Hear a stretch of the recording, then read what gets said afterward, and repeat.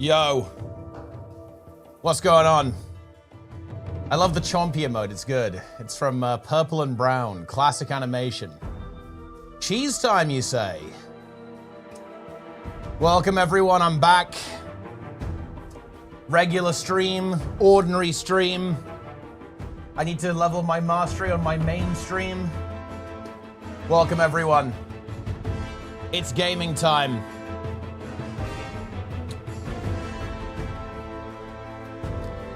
It's time for the balance nuke. And it feels good. Are you guys ready for the nuke?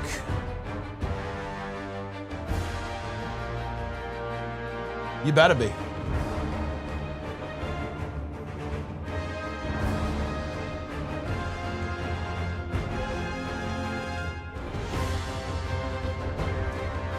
Dogega? You big fan of dogs? Delta? Sounds like you are.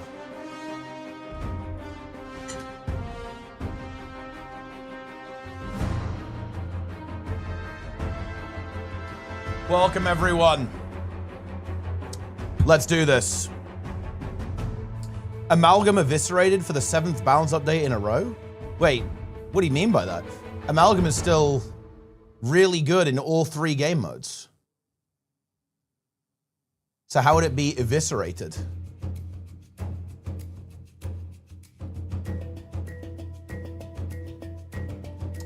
And that does feel good.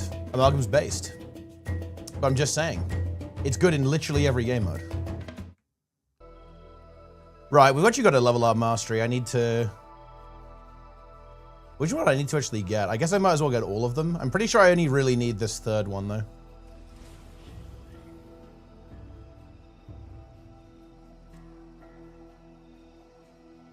Oh, indeed. Yeah, I mean, that's a pretty cute emote.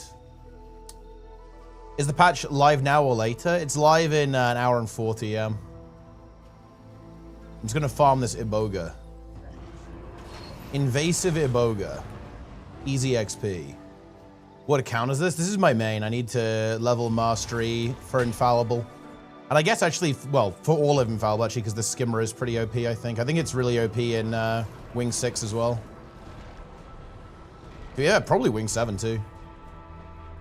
Well, actually any of the wings where you can use a mount, so any of the Path of Fire raids. I think it's probably very OP.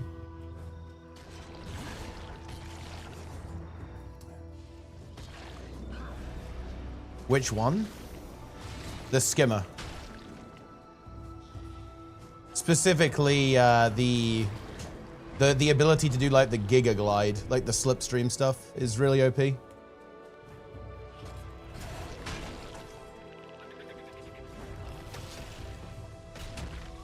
Easy XP, guys. Swarm Beetle. Years ago when you started Zero to Hero, you played Celestial Firebrand because it was great in all content. If you just start today, what would be your one build for all content choice be? It will probably be the same thing, actually. The reason for that is because, interestingly enough, not many things are actually very good at doing damage and healing at the same time. Like, do damage and heal and give boons is very uncommon in Guild Wars 2. And to be honest, Firebrand is kind of still the only thing that does that. Luminary would be another option, too, for sure. And Ritualist would be okay as well. But I think the problem is that it's hard to do like the healing thing on Luminary. In my opinion, at the same time. Because like, you play full Zerka, and you can do like full Zerka Luminary and basically have like every boon in the game. But the problem is that you don't really have any healing power with that, so your healing is going to be kind of mediocre. Isn't Selly Scourge getting a bit of a nerf today? Less shade spam means less boon generation. Actually, yeah, they might like give the boon duration a bit of a tweak on that for that reason. Because yeah, actually the patch does hurt a Lax Scourge a little bit. It will make the boon uptime like a little bit more inconvenient. Reduces like the throughput of it as well a little bit, so they might give it a little bit of a tweak. I don't think it's a huge change though. It's like not a big deal.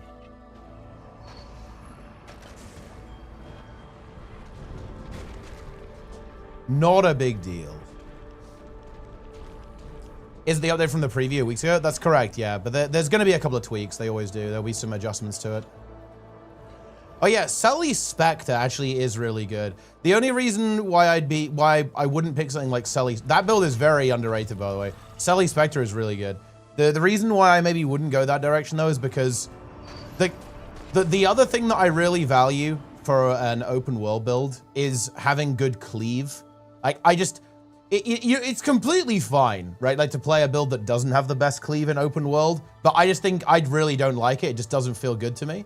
So Selly Spectre is actually an outrageously powerful build. I think in terms of like carrying people in, let's say, a meta event or something like that, it is outrageously strong.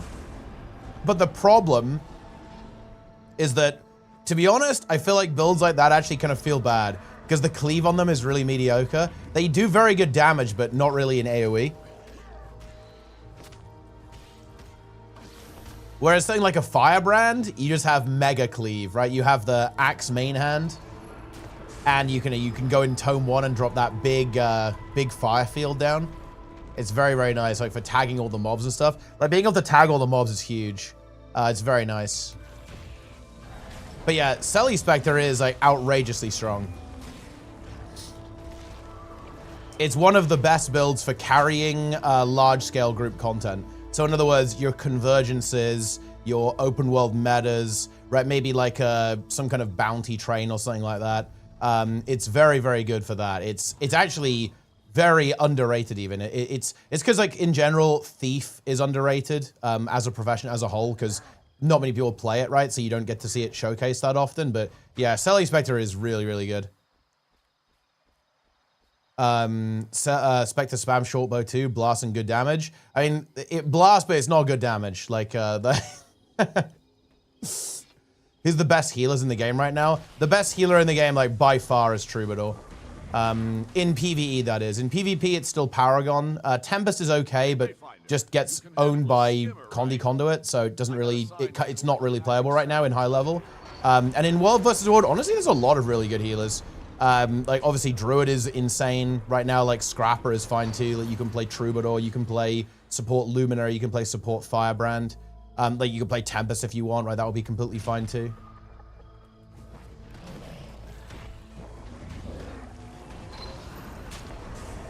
Please use the blackmail you have on the ArenaNet devs to get some more Guild Wars 3 news. Yeah, it's been a little bit dry for a while, hasn't it?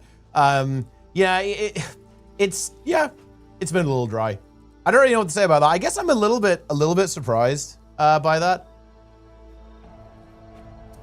I'm a little bit surprised by the lack of Guild Wars 3 news because I really thought they were going to keep the momentum up, but they were going to give us a post like every 2 weeks or so, something like that. But I'm sure we'll hear something pretty soon.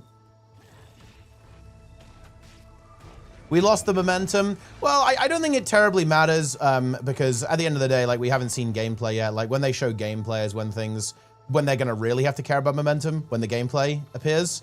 But I do hope they have a good plan for this. Like, I definitely hope we have a good plan for this. Because, you know, ArenaNet do not have the best track record when it comes to communication. So, you know, surely we've got a good plan, right?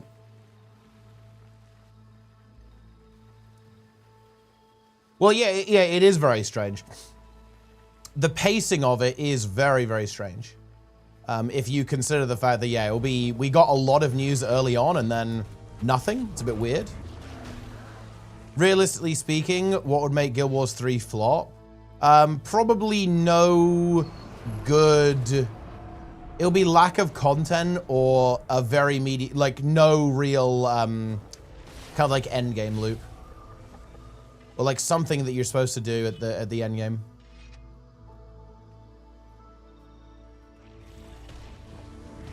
It's very unlikely that the game itself will be bad in a mechanical sense. In other words, like, what I mean by that is, I think it's very unlikely that you're going to go into the game and go, wow, you know, like, I hate pressing these buttons. I think that's very unlikely.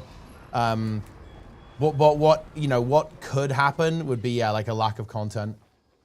Or actually, I'll tell you what, it's not lack of endgame loop, actually. Lack of endgame loop, I think, is actually fine, especially with the type of game that they're going for.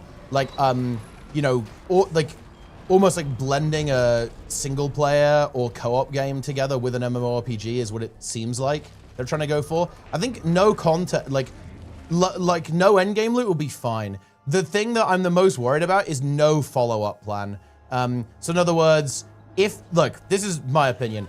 They need to have the first expansion for Guild Wars 3 basically cooked by the time Guild Wars 3 releases. So they basically need to be able to say on the first day of Guild Wars 3's release, or like the week after, hey guys, hope you're enjoying the release of Guild Wars 3. It's been amazing to watch you guys have some fun.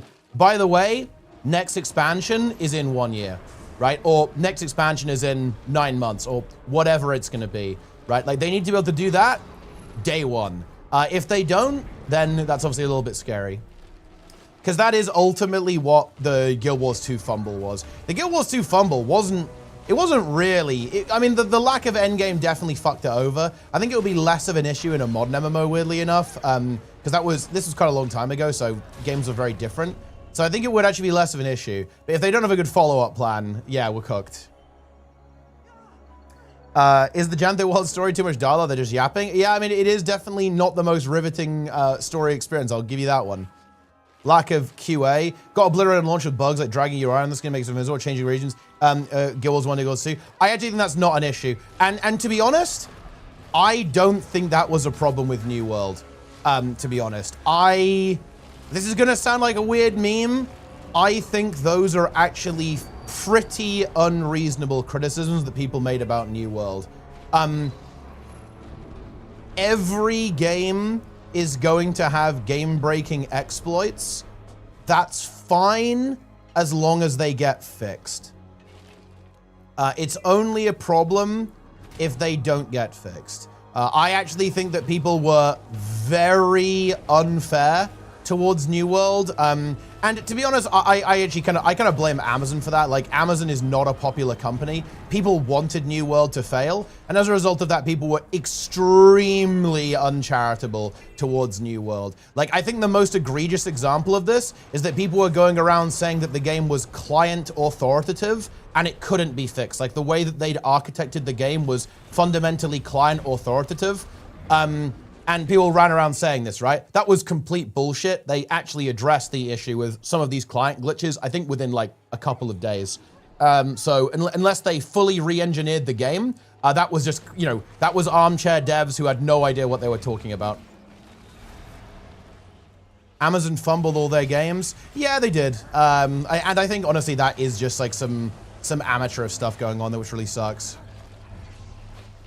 As long as they get fixed is what killed New World. Not really. I don't think that's actually true. They address a lot of like the serious issues pretty early on, like especially the really game-breaky ones. I think they struggle with the player economy a little bit. Like I think they had some really big issues with duping, and I think that did take a while to actually get resolved, but it did. Stuff like that, especially when you have a game like New World where you have discrete servers, dealing with stuff like that is actually really hard. To be honest, like untangling that mess is really tough.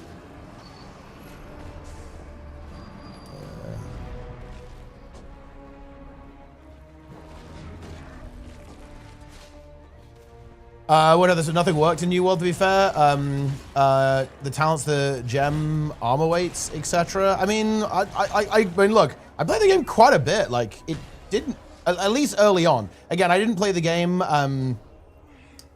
I didn't play the game like that much after launch. I basically played on launch for like a month or two, and then was pretty disheartened by it. But it was fine.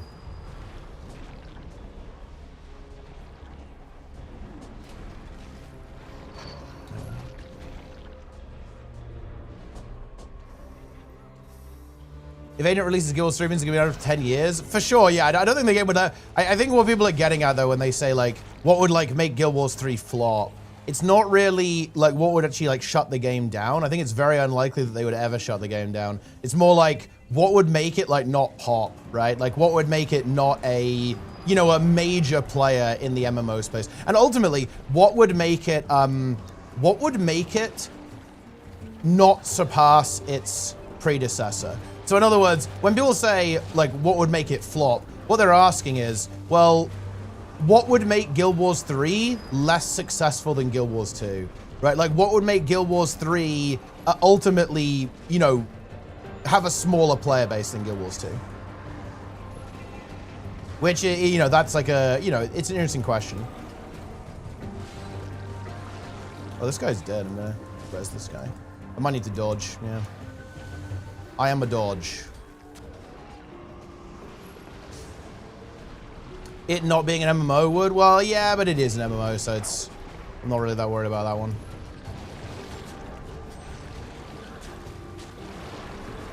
The Tyrannos.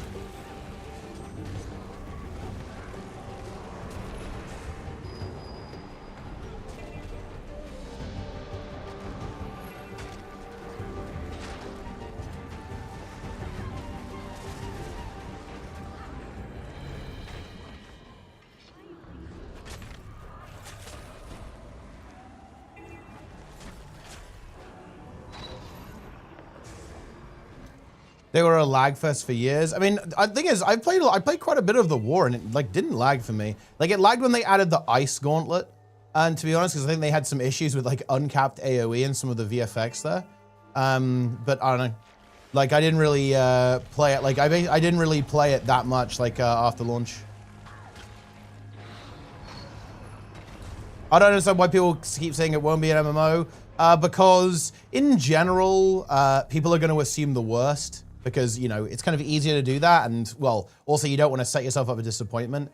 And, like, ArenaNet should have just come out a bit stronger with this. I think some of their communication was pretty bungled, right? There was a lot of fumbling, to be honest, like, with the comms on this. Like, ArenaNet said some weird stuff like, oh, you know, it's like... You know, the NCSoft thing that came out was a bit weird. Like the video description on YouTube was weird. It said like venture out solo or with friends, right? Like there's a couple of like weird statements like that out there. And ArenaNet like kind of clarified a little bit, right? Like with their statement, but they weren't like super precise about it. They were, you know, pretty close to the chest. So it's just like, you know, they like the communication's been a bit weird around it. That's all.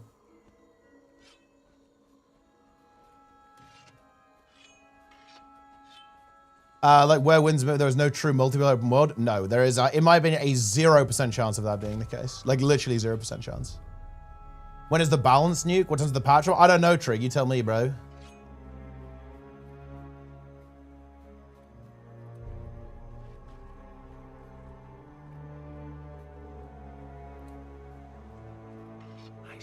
Delta hiding his Weeb username. And look, everyone knows, guys, that Delta is Delta X Hunter. Formerly banned on Reddit.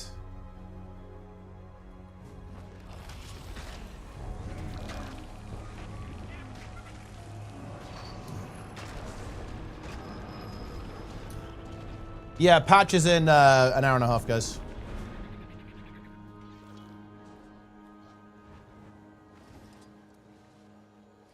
More open than Guild Wars 2, so less maps are much bigger. I mean, well, it depends. It depends how much, like, it depends how much content they're gonna do. But look, the thing is, I don't think there's gonna be a concept of maps. It's gonna be a full open world game. In fact, haven't they basically said that? Yeah, they did say that. They said it's gonna be like more contiguous than Guild Wars 2. Like, because Guild Wars 2 is not a true open world, right? Like, not in the traditional sense anyway. The game is ultimately instance into maps. It's not gonna be that way. It's gonna be a full open world. Fewer loading screens? Well, yeah, exactly, yeah. I think it's going to be like WoW, right? So in other words, there's no loading screens in World of Warcraft, except when you go to, let's say, like a different continent, right? You know, you go from Kalimdor to Eastern Kingdoms, or you go into a dungeon, right? Like you go into a dungeon, you get a loading screen. You go into, you know, a different continent, you get a loading screen, right, etc. It'll be like that.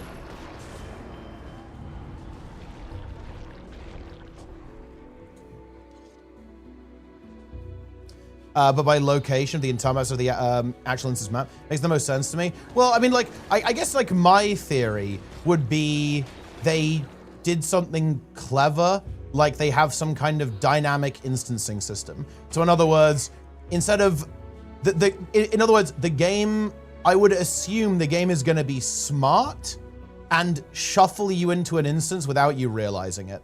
But yeah. WoW has world instances. It does, but it's the whole game world. So in other words, like, yeah, you have layers and shards, but there's no loading screen, right? Like, obviously, every MMO is instance, right?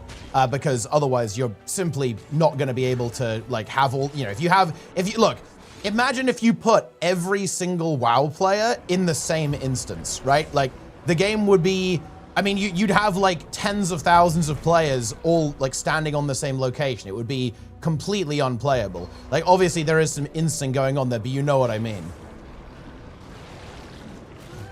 But that's how it is. So Classic WoW? No, Classic WoW is not like this. Classic WoW does the same thing, but with the entire game world, with layers, right? So in Classic WoW, there's this very infamous concept of layers.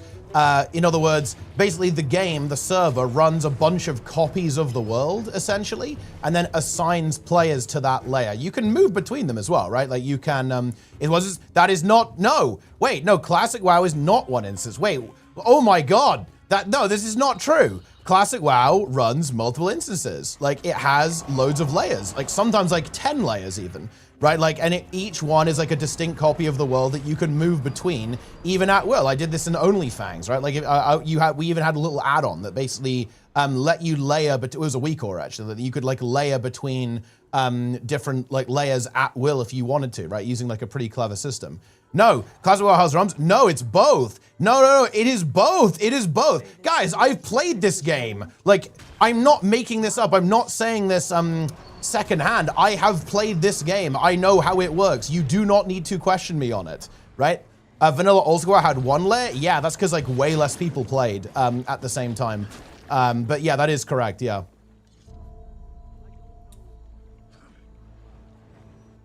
And there were way less people on each individual server. That's the point. Whoa, no, but to be clear, realms are not instances, guys. Like, when we're talking about an instance, we're talking about like a copy of the game world.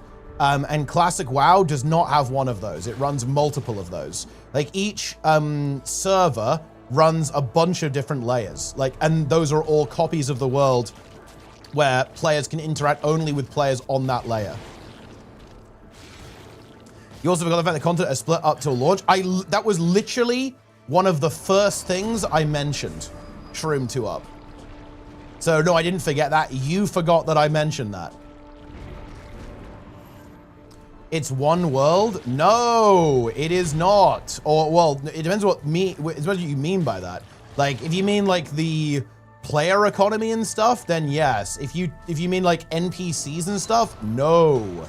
Like, this was infamous. Like, you could layer between different layers to find quest mobs that weren't up in your layer, or rares that weren't up in your layer, or hell, even world bosses, right, and stuff like this that weren't necessarily up in your layer, or like whatever. It is not true. Like, it is literally multiple copies of the world. What do you think are non-negotiables for you in Guild Wars 3? The things you absolutely want to be in the game? I mean, I'm not sure I really have any non-negotiables. I'm very open to basically anything, I guess.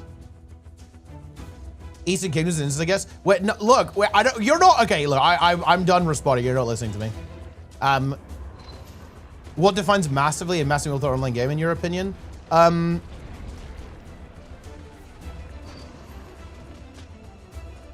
I would say it is the number of potential players that you can interact with. He's confusing vanilla from classic. No, he just he doesn't know how World of Warcraft works. Yeah. Thanks for the prime, though, by the way, Starthix.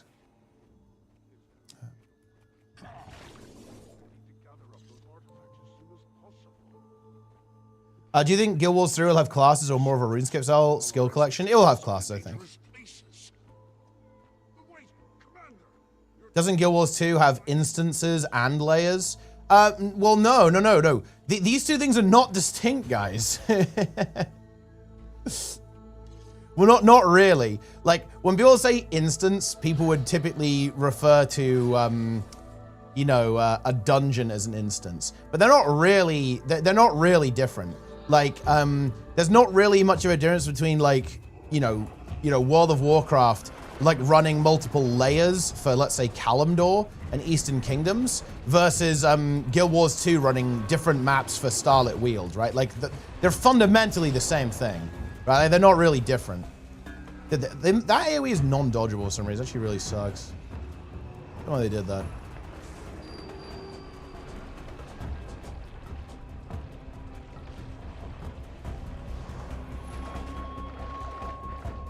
Albion is this map like Guild but no layers.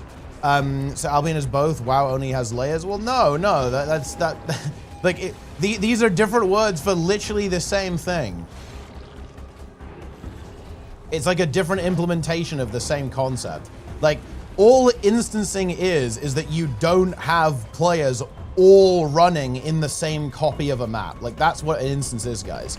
So when you go into a dungeon, not everyone's in that dungeon. You all get your own little copy of it. When everyone's in a, when you're in a Guild Wars 2 map, everyone gets your own little copy of it, right? Like you're not all in the same one.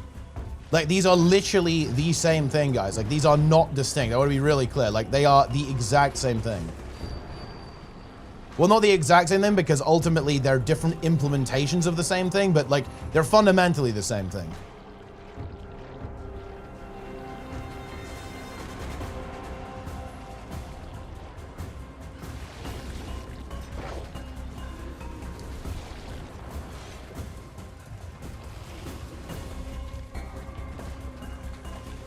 PlanetSide 2 has matches 200 people. Yeah, and to be honest, like the thing is, like I would probably say that games like PlanetSide are kind of MMOs. Like I think the thing that where you kind of like push the definition is like some level of persistence, but I think PlanetSide really actually has this. Like they're kind of MMOs. Like not in the traditional sense for sure, but kind of. Like for example, I would definitely say that Guild Wars 1 is an MMO because it's persistent, right? Like, your character continues to get developed and stuff like that. Like you have like some element of progression. You can like farm resources and stuff. And there's a bunch of other players you can interact with. Like is Path of Exile an MMO? Look, I don't know what Path of Exile players would say, but I'd kind of say yeah, to be honest. Like I think that player economy is a really strong MMO signaler, in my opinion, like a really strong MMO quality. And yeah, I don't play the game myself, but I know people who do, and I know that player economy and like trading and exchanging resources, right, and like farming things and so on is a really big part of that game, like with how like a lot of people play it. So yeah, like I kind of would, yeah. You can argue that it's to a lesser degree than other games. I think that would be fine to do. I don't think I'd fight super hard on that, but yeah, it's definitely got some like MMO features for sure.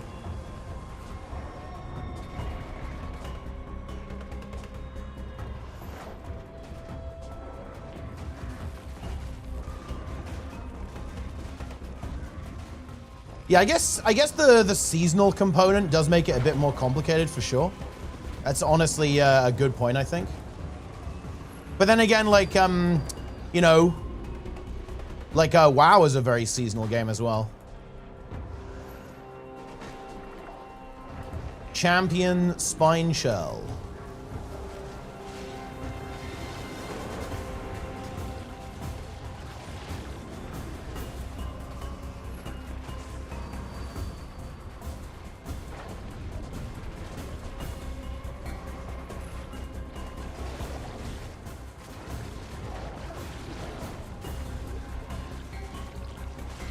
Boom.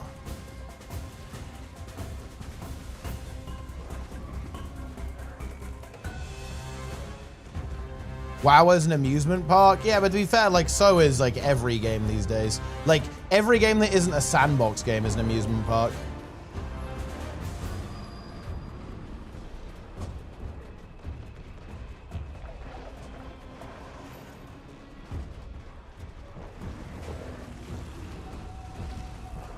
I have defeated the Impaler.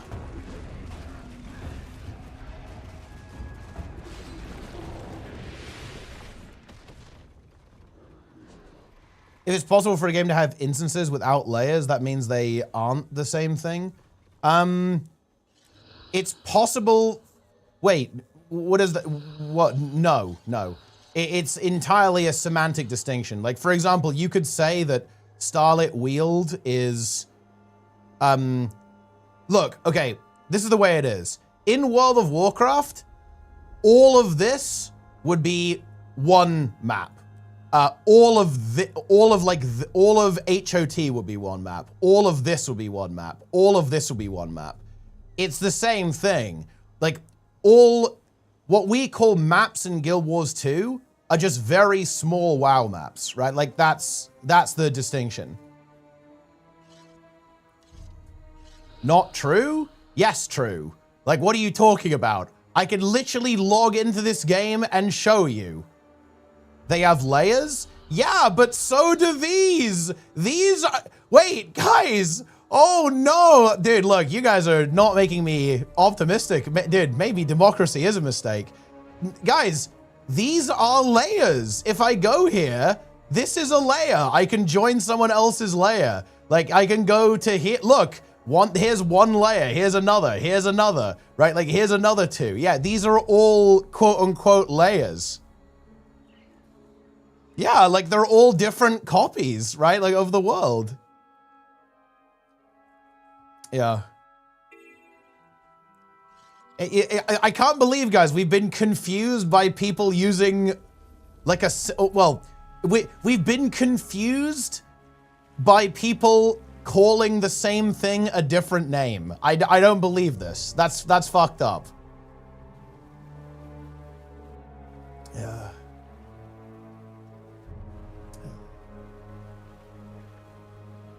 What do we think of the special technology is called channels? I mean, I think that would tend to evoke like a text thing, but yeah, like ultimately, kind of, I guess. It's fine. My heal cleansing blades one after a year is gonna be meta? Yes, it is. Very exciting. A layer is not the same thing as another map? Well, wait, no, it is actually. No, that's exactly what it is. Isn't the map the instance the layers are within? No! Wait, no, wait. No, that's not, no, not at all. That's not how that's not what that means, no. Yeah. No, a map is not anything. Like, a map is a purely theoretical construct. You have instances of that map, right? But like, there's no true map, right? There's no like, there's no original true map. That's not a thing. Like, you play on a copy of it.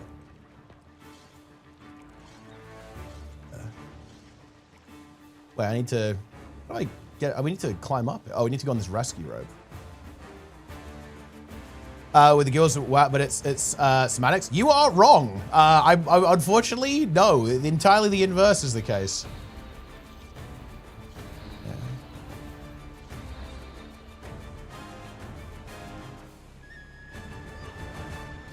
Instead of worrying about the tech that's used to matter. Of course, yeah, it's entirely irrelevant. Like, that's kind of my point. Like, ultimately, like, these games do the same thing, but like in different ways, right? Like, so like Guild Wars 2, and this is like a really big strength of Guild Wars 2, right? Like, what Guild Wars 2 does is it says, okay, well, we want to be able to carefully control the amount of players that come to an area. And the reason we want to do that is because we want to be able to say, we want to have like a really big boss fight that doesn't lag like shit when it lets like 200 people in, right? So they have like a very discrete mapping system, right? Which is like how Guild Wars 2 works. And it spins up all these different copies like when more players start to join this particular map, right? It works really well. It means you can do this. And it also means that it's very good for like managing player population.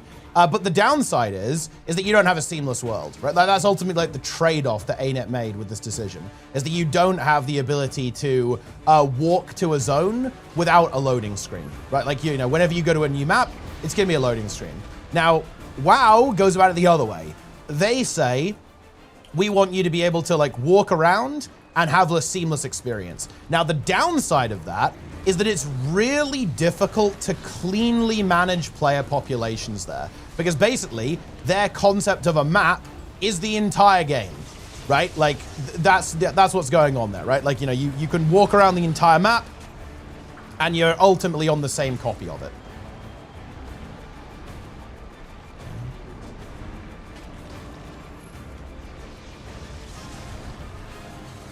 no instances equals seamless open world. It's not irrelevant. No, no, no. Like, why does nobody listen to me? Yeah, that's what I'm saying, is that they're implementing this same idea in different ways. They're running multiple different copies of the world, but the implementation is different, right? But ultimately, it's the same thing, just done in a different way. A map from Guild Wars 2 is really different from a layer in WoW? Well, what? You just agreed with me. You agreed with me while thinking that you're disagreeing with me.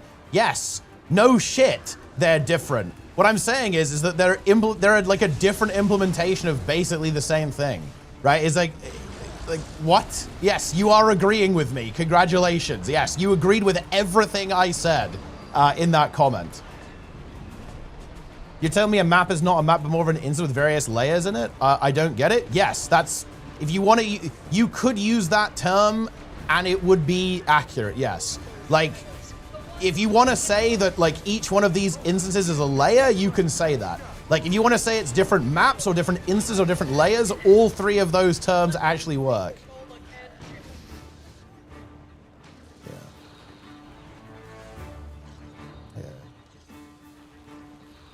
So yeah, if hypothetically different maps are served by loading screens, but every single player on the map are together and see each other, is that instanced? You're kind of stretching the definition, but I mean, yeah, you just say there's only one instance of the map, right? Like, oh, wait, no, you're saying if they're separated by loading screens. Yes, that is instance, yeah. Yeah, that's instanced.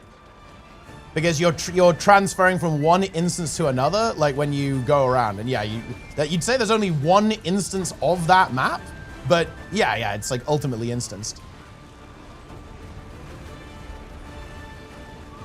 There are games that aren't like that. Not that I'm aware of, actually.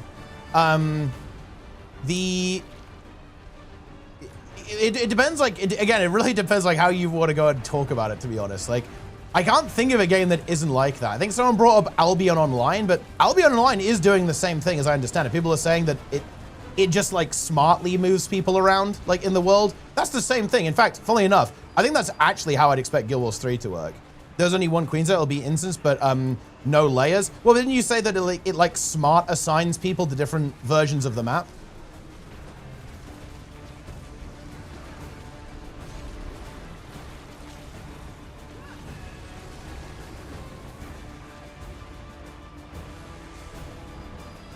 They just load between those world borders seamlessly, of course, yeah.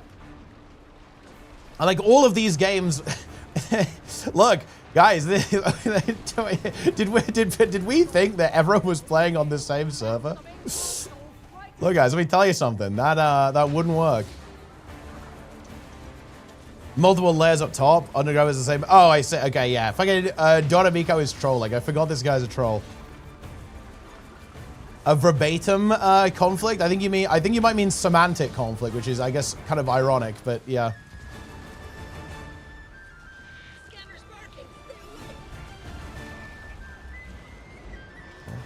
Why don't we have 2K people servers yet? Well, I mean, that's kind of what New World did. And that was like a practical concern to basically like make the game playable.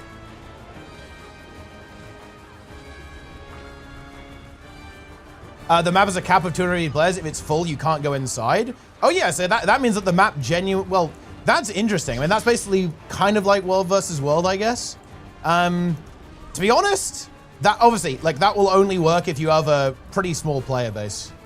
But yeah, I guess Albion obviously like is a relatively small game, so you can get away with 250 players. But I'm not gonna lie, that's not gonna fly in any kind of major game. That's not playable.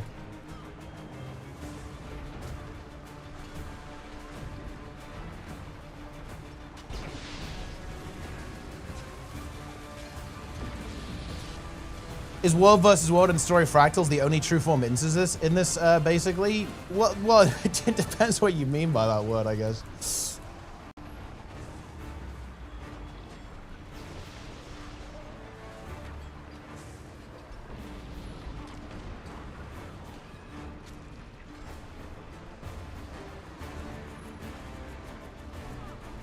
Sandbox BB. I'm gonna be honest, player cap of 250 in a particular zone.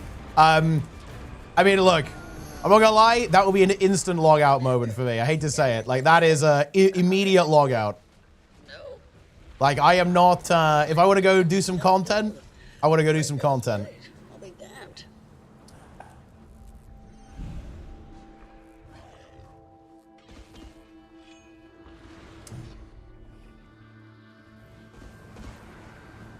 World versus world maps have limits, same thing. Yeah, but there's multiple copies of them, right? Like, it's spread out across,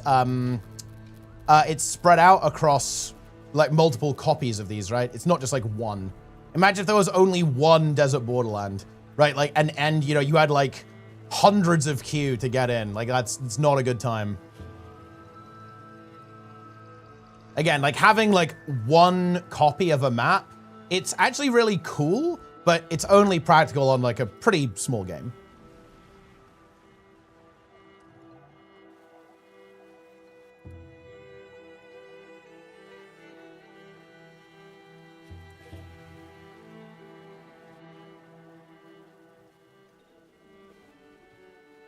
Oh, there's like 400? Well, I guess it's fine then. Although you were saying there was like one of these, right? And like that's why you go do the PvP.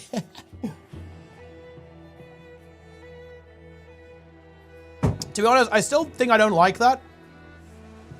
Oh, Sheldon, my friend. Thanks for the 10 gifted subs. I appreciate that, my friend. You are indeed my friend. We are parasocial now with these 10 gifted subs. But it is worth noticing, by the way, that is basically insane. Like, what you're saying is there's 400 instances that are running, right? Like, different maps that are going on that you can, like, connect to. It's, like, ultimately the same thing.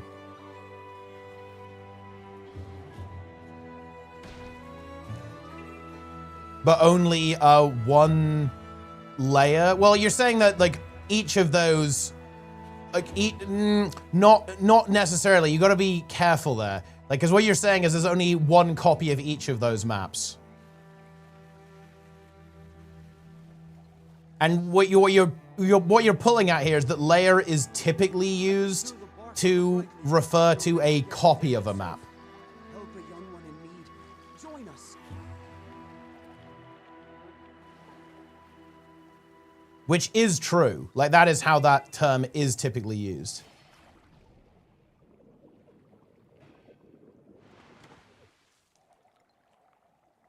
But like that, again, like that wasn't really like part of the original discussion. What I was trying to get at is that ultimately all of these games use the same technology or have a pretty similar approach, but tend to do it in different ways.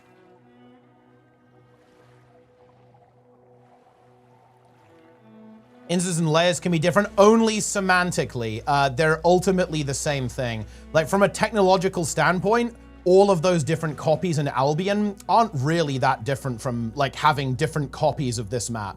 It's a purely, like, because I was having, like, a technical discussion. It's like, ultimately, they're doing the same thing, but they're implementing it in different ways. You're saying semantically they're different? Yes, they are semantically different, but ultimately, it's the same thing. Now, the way you do that has certain consequences. Like, for example, I actually quite like not having a quote-unquote layered approach, because I think it's really cool to think that if you're standing in a place, right, there's, you know, that's it. Like, this is the copy of that place, right? There's no copy of that place, right? There's only this place. It's why games like, I think EVE has this, right? EVE Online, I think, basically runs one world, right? If you're there, you're there, right? If nobody else is there, nobody else is there. If you're fighting someone, like, that's what's going on there, right?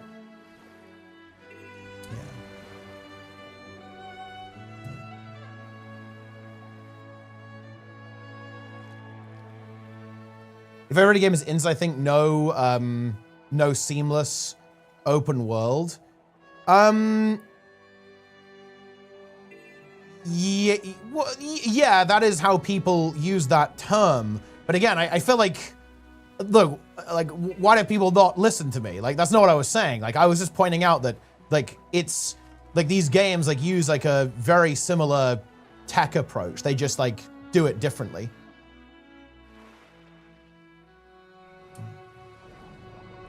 There was one open map, had Q, the game crashed, so sad. Yeah, that is sad. I definitely heard that's, you know, there's a bit of a tragic story with PlanetSide for sure. Okay, do I actually need this one? I mean, I probably should get it anyway.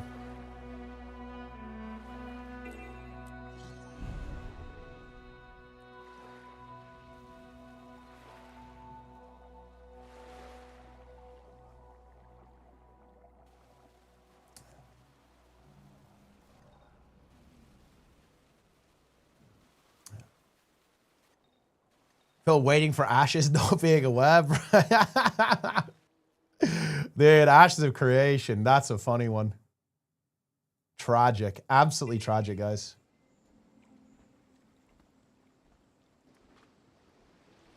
It's time to face all their communication regarding this balance is a carefully crafted web of false information. They've completely distorted the reality of these changes, leading us down the path of built on total fabrication. Stop trusting the patches and start questioning the entire narrative they're feeding us. The real changes are hidden behind a smokescreen of lies. Dude, like, where is like the M dash in that message? Reads like some chat GPT stuff. Perhaps Grok. Shout out to YouTube, by the way, guys.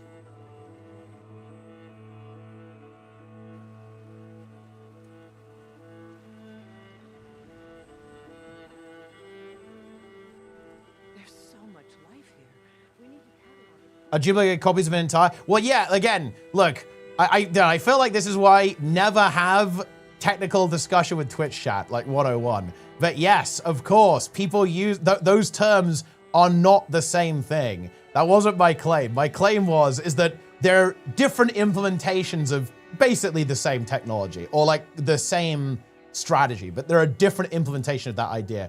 Obviously, they're not literally identical, right? Like otherwise, because Guild Wars 2 would be the same thing as Classic and Retail WoW. They're obviously different and they work in pretty different ways, but like they're doing the same thing, but like in a different way.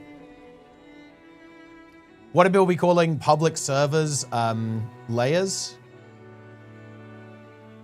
Well, no, like, because, well, I think there was some confusion between like Vanilla WoW and Classic WoW, because Vanilla WoW didn't do this. They didn't run instancing, right? Like everyone was like piled onto the same world. Like if you're on a server, that's it. But that's just not very practical in a modern game. I still have Jantho was a new X-Pack. Wait, I thought I actually updated that. Nice, I lied. I just didn't do it. Oh, I need to get rid of the reforged WEHYPE thing actually as well. It's gone.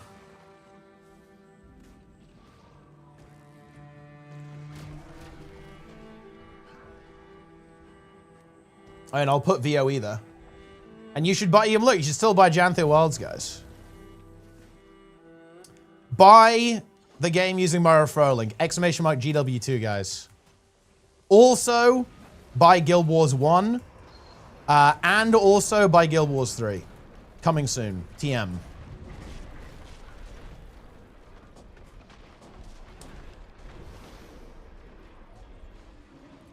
All pucks are Imperial favor? I don't think so, no.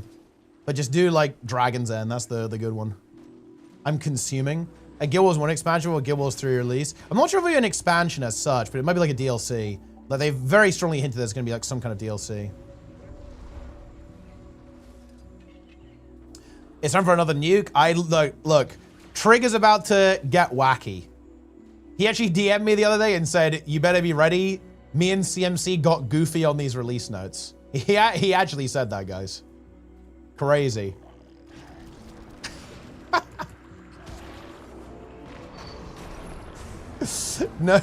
No way.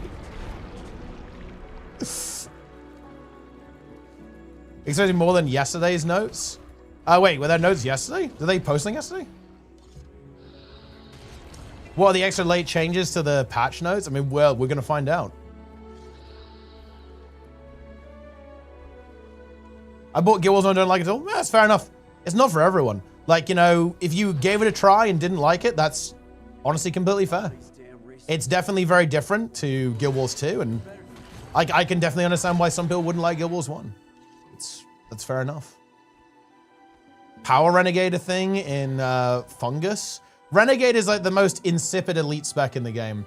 I will admit, Condi Renegade was very fun to play, but it's still a shit elite spec.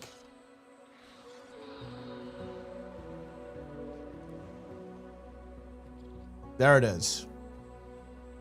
I got stuck in Old Kaineng and quit. Oh, I do remember. It's funny, Vedias. I actually really remember that. As a kid, I also got a bit lost in factions. I remember that. I really liked the city, though. I thought it was really cool.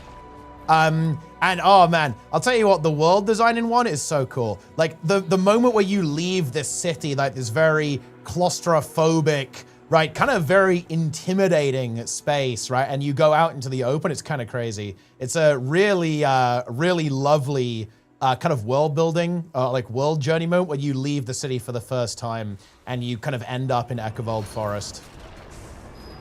Yeah. But yeah, look, it can, yeah, you can get lost. Like you can get lost in Guild Wars 1 very easily. Look, I don't know how you guys, do you guys remember this? As a kid, it took me ages to figure out what to do in post-searing. So I didn't, you know, obviously there was no guides, right? There was no YouTube really back then, or it wasn't like a huge deal. And I certainly wasn't on it, right? Because, like, you know, I was like fucking 7 or whatever, right?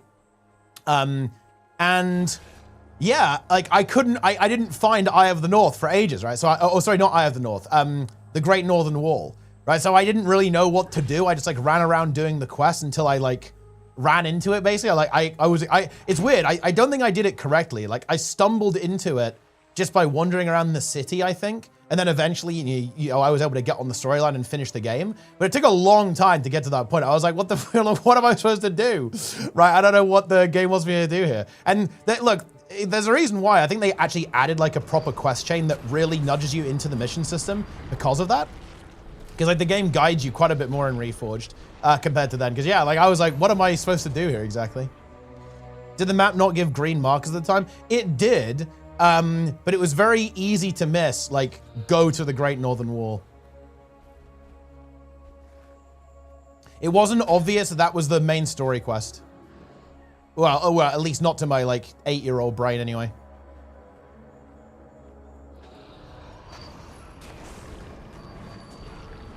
I was studying the temple mission. Yeah, that one's quite infamous. Like Tankai Temple, it's got some really dangerous mobs on it. Yeah, like that, it is a very scary mission.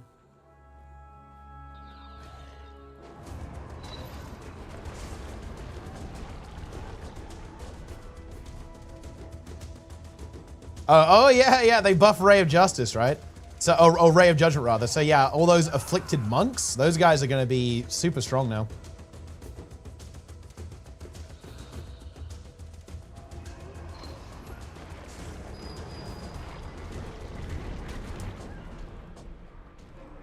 Guild Wars 1 awesome? Yeah, it's great. Like, you know, I'm really looking forward to like the new content they release. It will be really fun to play new content in Guild Wars 1, like, you know, as it came out. Because I've never done that as an adult. I played all of the Guild Wars 1 expansions immediately when they came out. I was really big into Guild Wars 1 when I was, you know, when I was a youngster, right? So I played all of that when it was current, but not as an adult. And it's like, look, I'll tell you what, guys, it's just, do you know what's so exciting to me?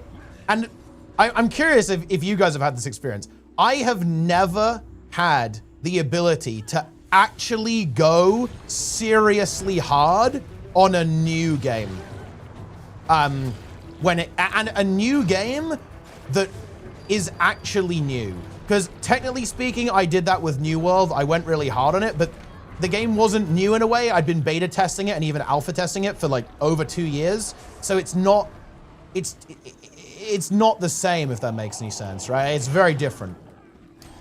Guild Wars 3 is giga exciting for me because it will be the first new game, and what I mean by that is it's not going to be solved day one in the same way that New World was. It's because it's not going to have an extensive alpha or beta. That's just simply not how it's going to be. And I have infinite time to play.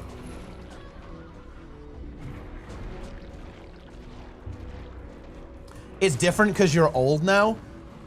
You know, maybe I am just an eternal child, but people say this, but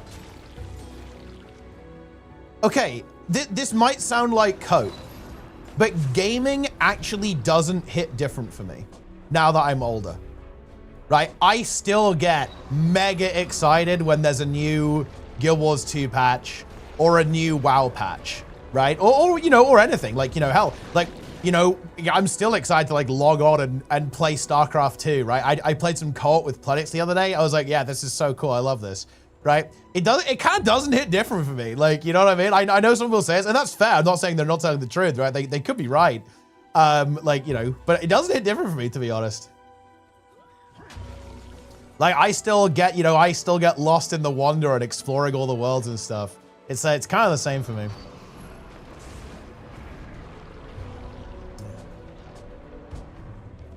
Yeah.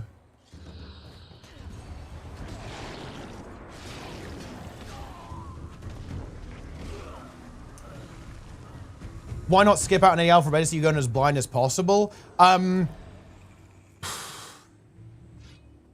The actual answer to that, I was gonna say because I'm a content creator, but that's not true actually. Because I played the Guild Wars, I even played Factions beta, actually. I don't know, why do I want to play the alpha beta? I guess I just want to know about the game ASAP, but I don't want to get like turbo spoiled. And I guess I trust the Guild Wars 2 devs to not really give away that much, to be honest. Like, I don't want to... I guess the answer to that is because if you don't, you are just going to be behind. And because I'm a competitive player, I will never sacrifice that. That is the correct answer. Because I was trying to think, why did I play all the alpha and beta for New World? No, it's more than that. No, it's more than that. I played the alpha and beta in New World because it was fun. And I liked it, and I was actually super into the game. I was kind of addicted. I was like playing until 5 a.m. for multiple days. Like, me and Jester were up until the early hours of the morning, like just PvPing people in open world. No, I played the alpha and the beta because I liked the game. So it's a little bit like I want to obviously learn about it so I can be competitive. Like, that's kind of part of it. It's why I play the PTR, for example, in World of Warcraft. It's why I'm always going to get the early access, right? Because I want to, you know, get in there and like be as prepared as possible. It's why I'm going to like do research and preparation and stuff, and you know, like look at all of the analysis stuff. It's because I want to play competitively, but it's also because I just like the game, right? As well, I just like it, so I want to play. It's just that simple. Like, the reason I'm gonna play the Guild Wars 3 beta is because I want to play the game. Yeah.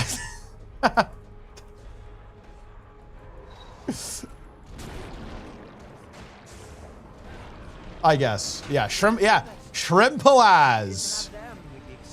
I never got into the alpha beta, but yeah, that was fucked up, by the way. Plenix never played the good New World. Feels bad, man. It's fine, he'll play the good Guild Wars 3. Plenix's ArenaNet partner, he's gonna get, look, we're all gonna get Omega early access, guys. Although actually, honestly, probably not. I think they'll just throw us in the beta weekends like the rest of the plebs. Be honest, you do it because of the cosmetic that released for free 12 years down the line. Also true. Does that imply Guild Wars 3 better? We better than release? I mean, look, at the end of the day, like, some people will prefer earlier versions of games, right? Like, this is a tale as old as time. Like, games will change, and some people will prefer the old version.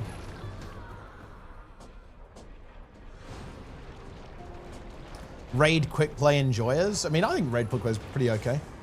I think some of the stuff is a little bit too slow. I kind of wish that they changed their HP on some of the really long bosses. They can feel like a bit of a drag, but I definitely prefer Fractal quick play, to be honest, compared to raid quick play, but it's okay.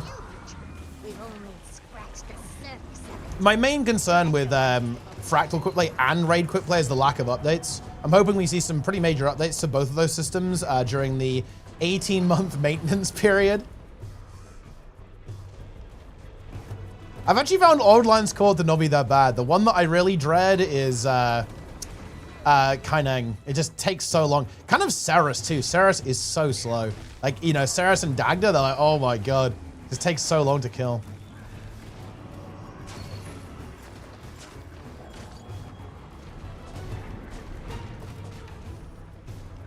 You've been alpha testing it for years? That's true, yeah.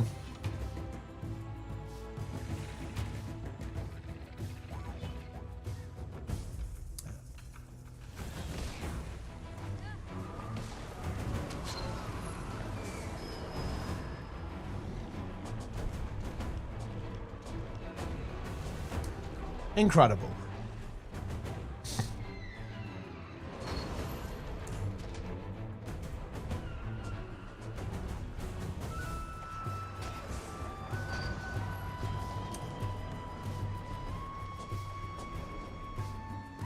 Guild Wars 3 beta is going to be glorified demos. I mean, it's going to be exactly the same as the Guild Wars 2 beta. They'll give you like a slice of the game to go and mess around in for a while.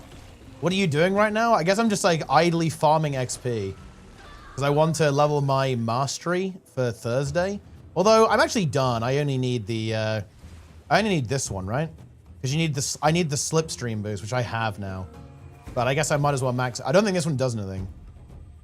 This is like the lay rift one. I mean, maybe I need this one. Ride lay lifts. Maybe that's useful in some of the raids. Did you buy XP for Wizard Guns? I actually did, yeah. So I'm all XP'd out. Wait, unless there's an infinite one that I didn't buy. But yeah, I got the XP. I just need to do a couple of meta events, probably. Is there a meta event up right now, actually? Let me have a look. That's probably just the best way. Well, I think rifting is probably the way to go, isn't it? I'm rifting!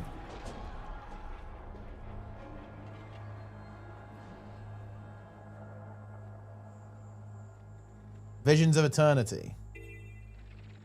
Matter? Oh, Eternity's Garden. I'm going to need to teleport there. I don't actually have it unlocked. Can't teleport while player is in combat. I'm pretty sure that's me, though. Get me out of combat.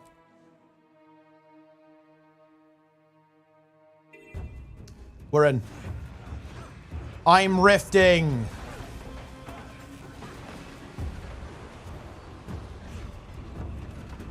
Why is NALFG dead 24/7? I mean, the reality is that players found out that it's way more fun to not use the LFG if you're a raider in this game. And therefore, people stopped using the LFG.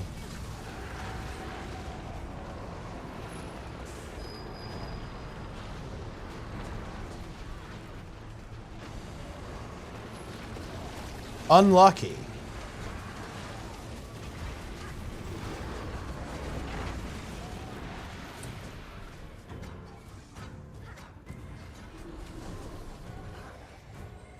What do you think joy of movement actually means? It means you're going to move around a lot and can probably do things while moving. Boom. People are not pug on NN anymore. I would say people don't really pug that much on either server, actually, but it's more pronounced on NA. And there's also a more important thing to note here as well. High-skilled players don't use the LFG. This is a really important thing. And this is actually much worse than it sounds. Because back in the day, you would join like a Veil Guardian pug, a Zera pug, and you'd see like, who remembers these guys, right? You'd see QT members in there, for example, when QT was like the, you know, the most kind of prominent PvE guild in the game. And you see that kind of thing, right? And that meant that, guess what? They carry you, right? You'd basically get carried by really, really strong players in the LFG. And what's happened is that good players have stopped using the LFG. And what does that mean? It means that groups fail more. Groups fail more, people use the LFG less. It's like a pretty negative feedback loop there with all this kind of stuff. So it's not just that players use it less, it's actually very specifically that skilled players use it less as well. And that's like a big part of it. So the LFG is basically like a wasteland, mostly occupied by less experienced players, which, as you can imagine, drives success rates down and, well, you know, ultimately means that it becomes even less active.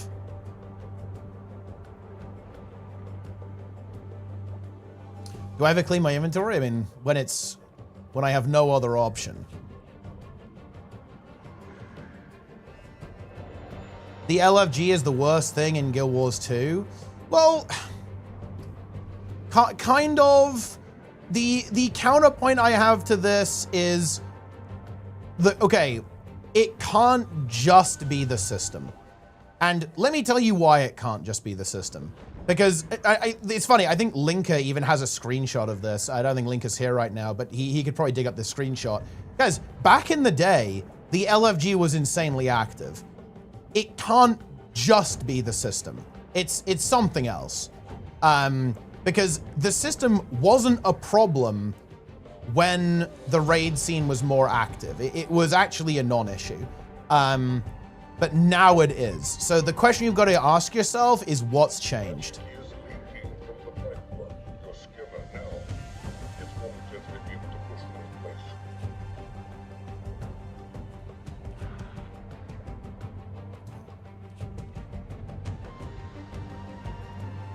WoW mentioned? Hey, I didn't bring up WoW.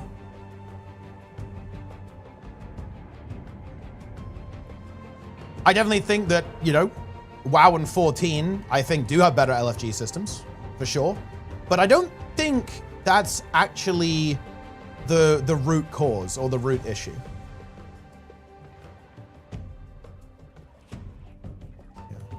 Exactly, yeah. What Lorcanu is getting at here is absolutely correct. Is that, yeah, like, the engagement has shifted. Like, all engaged players have left the LFG. It's now entirely used by less engaged players, and as you can imagine, that's a recipe for disaster. Now, you gotta go one layer further and ask why, and I think a big part of it is just, like, lack of content. Like, if you have a lack of content, like, players aren't gonna be as, like, ultra passionate about the game, and people go from, you know, I'm gonna play every day and raid every day to I'm gonna raid once a week with my static, have a good time, and then kind of chill after that.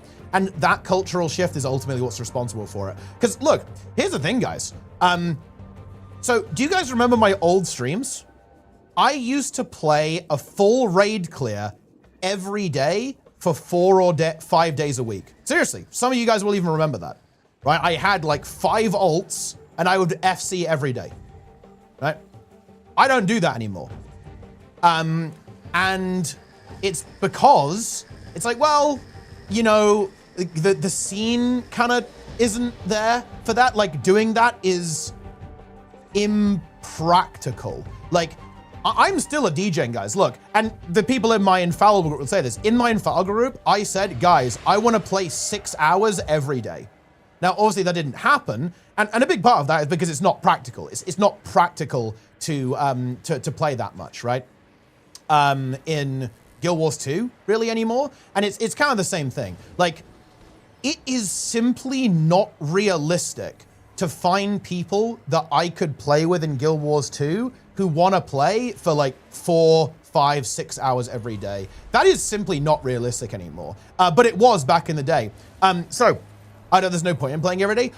I mean, that's in the eye of the beholder. So again, let me raid, but yeah, no, it's not that though. Like, I used to play with people who weren't even doing it for the loot. Like, hell, I used to clear on the same account before I even had ults. Because look, let me kind of give you let me give you an example here, right?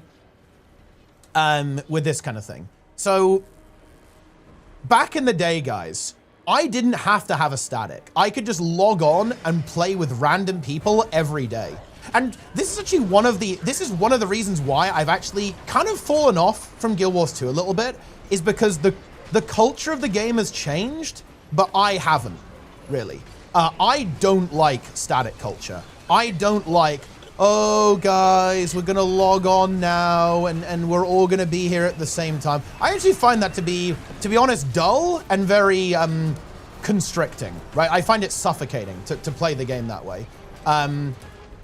But like back in the day, that just wasn't a thing. Like, you would just have people logging on randomly and you'd play with like random people. Like, this is how I used to run my stream, right? Like, my stream was, I would log on and basically pug raids with whoever's in my stream, whoever was in my Discord, right? Like, at random every day.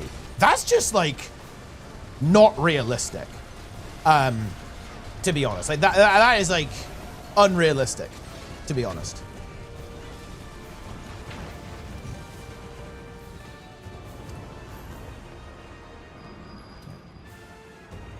Because that's just not the way the culture is, really. And, well, yeah, I obviously do that in WoW. The difference is in WoW is that you honestly don't have a choice because Mythic is as hard as it is. And to be fair, that is true of something like Wing 8 CMs. Like, realistically, you're not, like... I mean, honestly, pugging Wing 8 CMs is realistic. They're not that hard, to be honest. Like, you pug harder things than that in WoW.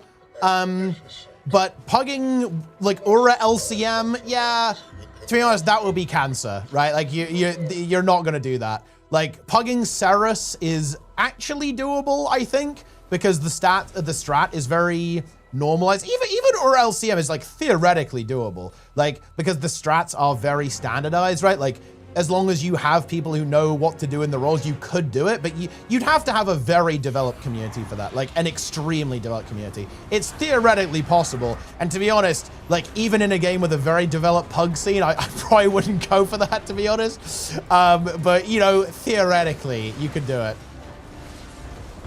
Yeah. I think you could probably pull that off even now.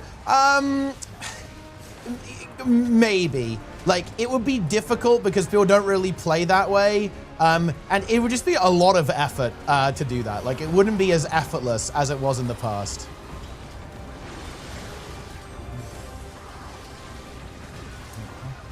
HCCM, Wing 8 CMs, and LCMs. Honestly, like, all of the... Like, I would agree. HCCM is very puggable, especially now. It's just not that difficult. You just need people who can do the specific roles. Like, I would say everything except Aura is... You'd be fine in a pug, to be honest. Or it's, like, not like, unrealistic to do. I feel like we didn't spread out enough for this. I feel like the timer can actually be a threat if you don't spread out enough. Like, I'm gonna spread out next time. I feel we're way too... We're all on the same one. Oh, to be fair, this one's nearly dead.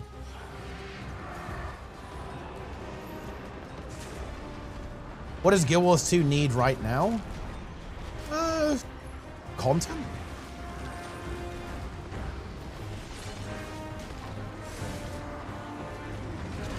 That could, or else, yeah, it's definitely doable. Because, like, it's not that hard, really. You just need people to do the roles. Right, if you have someone who can do if you have people who are familiar with the range rotation, like know how to do it, you can definitely pug it.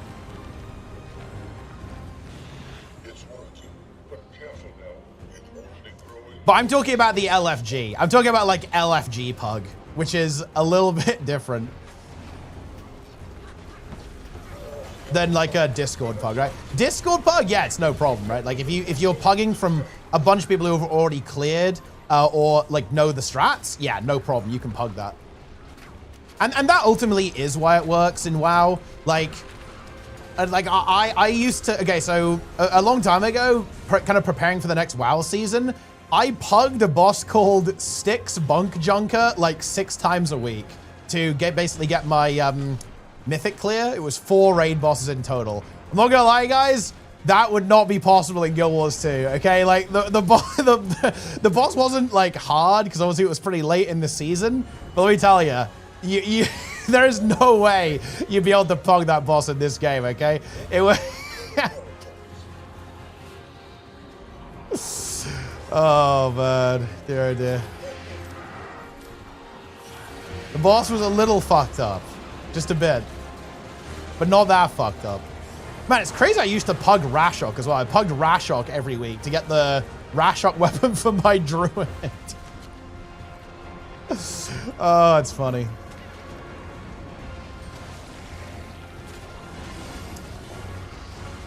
That's kind of crazy. I'm actually amazed that we managed to pull that off.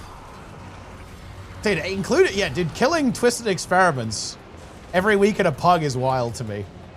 How did we do that? How did I do that, guys? How did we pull that off?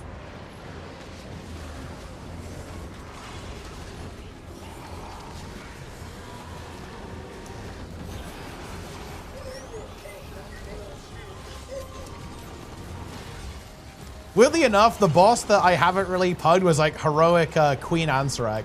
That one was like just fucked.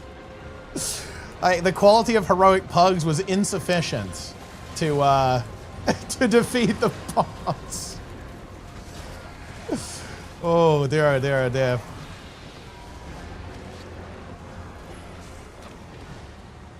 That is true, actually, yeah. Like, Ansarek loot was not that good, so people didn't really care about it.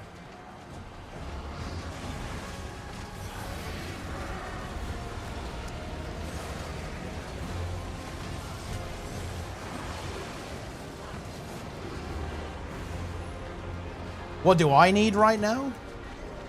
I need the balance patch, I guess.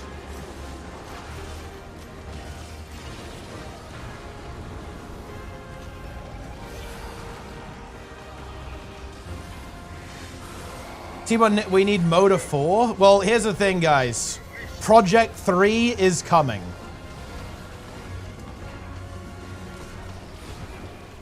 Am I infallible? We hopefully will be on Thursday. Well, the only hard wing, which is wing 8.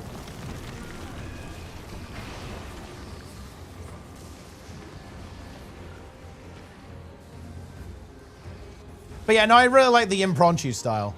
And look, to be clear, when it comes to like this cultural thing, I don't think it's just Guild Wars 2 that's gone this way. I think it's MMOs in general, because people have got older, so people like are a bit more restricted on their schedule too.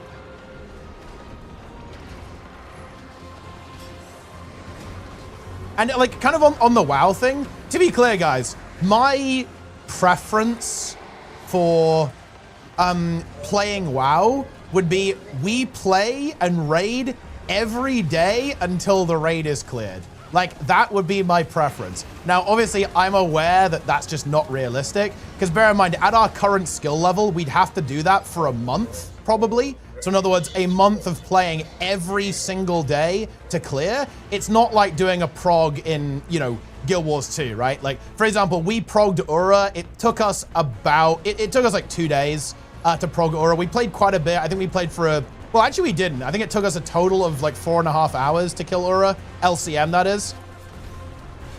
When we did it for the first time. So it's not really the same thing. In terms of like the hours committed. But yeah, like my preference is playing every single day until it is dead. But I obviously recognize that's unrealistic. It can't be done. I still do pug a lot though. I pug a lot of mythic raids in WoW.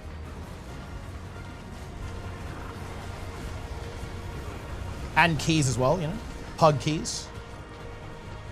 Little deplete.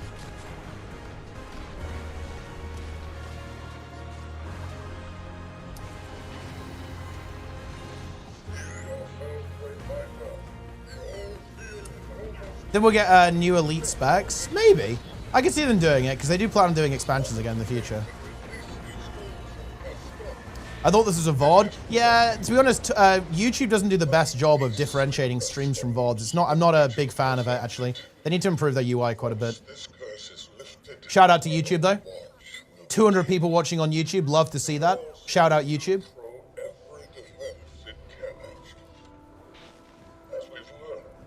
Gave no XP? Yeah, the XP there wasn't great, but to be fair, the XP requirements are pretty big. Yeah, like 2 mil. Perhaps we can overburden and flood the Overseer by releasing them. Lamentable but necessary.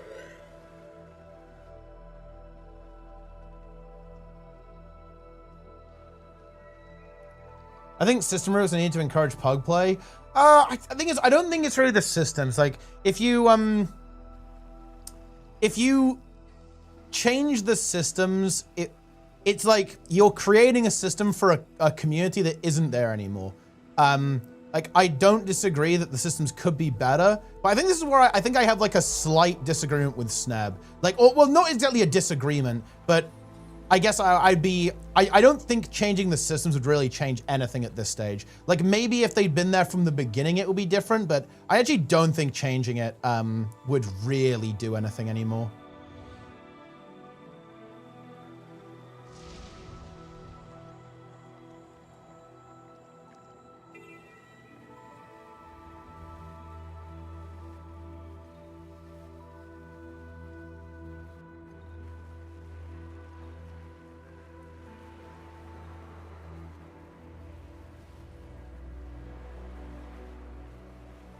I don't know. I think it is something to do with the game's age as well. Like, I think that they play all day. See, that's based. That's what I'm talking about.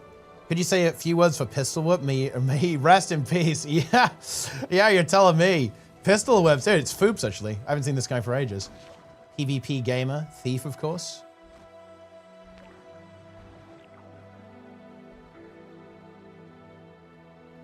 Where's this rift? Down there.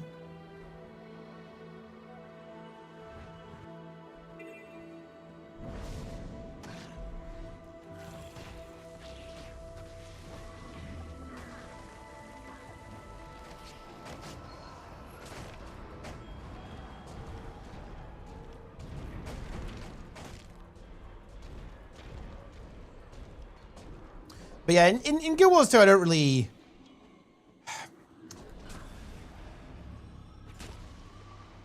I'm not sure I see this sort of thing coming back.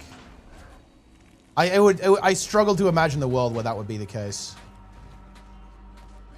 It's one of the things that's really driven me away from World versus World. Like, World versus World to me just doesn't feel good because now everything is all like super organized. Like, there's way less public tagging. It's all way more about guild groups, right? I don't like the meta as well. That doesn't help. But it's not so much like just log on in game, right? As it used to be. When it started going that way, it kind of drove me away from the game mode.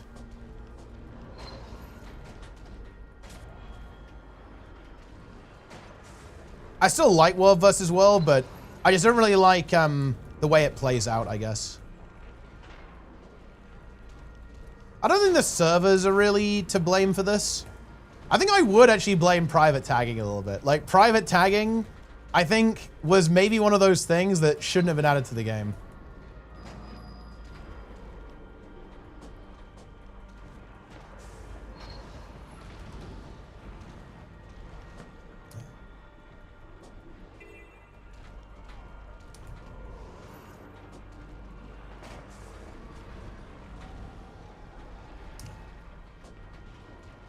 Yeah, I'm not a big fan of the World vs. World meta currently. I prefer like the smaller groups these days. Oh, look at that. Big XP, guys. Why don't you tag up and lead yourself? Because I don't want to do that all the time. Sometimes I would. And I used to. Like, I used to be like a really big kind of pug commander, right? Back in the day, I ran like one of the larger guilds, a guild called Mystic Builds actually, on EU, and yeah, like we would just basically tag up and pug every day. Not every day, like sometimes I'd follow other tags, right? We'd hang out and follow other tags, all that kind of stuff. But yeah, I've been there, done that, to be honest. Maybe if I got back into World vs. World, I'd do that again. But it's really fallen off for me because everything is so structured now. So it's hard for me to kind of get immersed in that. And it's more difficult to do that because if you tag up, like you're not going to get the same level of engagement really as you used to. Because again, like a lot more people are more focused on groups. It's the same reason why I don't really pug raids. It's because when you pug raids, you're just not going to have the same experience as pugging raids all the way back in the day. Like, back in the day when public tagging was like a really big thing in World versus World, you'd basically have all of the tryhards like in public tags and stuff. That's not really going to be a thing anymore. Like, you're not going to run into that. People are much more like within their own communities, which obviously nothing wrong with that, right? Like, that's just a sign of the times. There's no issue there, but it's just not, you're not going to have the same experience.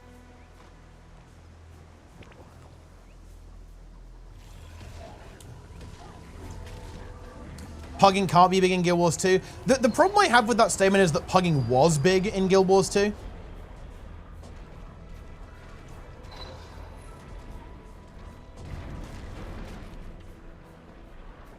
So I guess basically like the issue I have with saying, oh yeah, pugging can never be a thing in Guild Wars 2 until X is that pugging was a big thing in Guild Wars 2 when it was even worse. Like, pugging was a massive thing in World versus World when the rewards were literally nothing.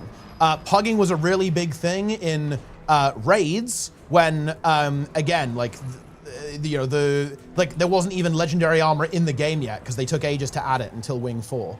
So it's like, yeah, I know what you're saying, and I don't even disagree. I think that, they should obviously improve these things, but I don't think it's necessarily accurate to say that, like, pugging can't be a thing until X, when it was previously, when X was even worse. What do we mean when we say public-private tagging? You can basically have an option to show your tag and people can join you just by being on the map, or you can hide it so that only people who, like, know you're there can join, basically, if that makes any sense. Miss it build for all time's sake. I'll tell you what, I'll do it as a part of Project 3. Okay, I will bring it back. We can do like a really big one, like with a huge player count, like a massive Mystic builds with like 64 people in it or something.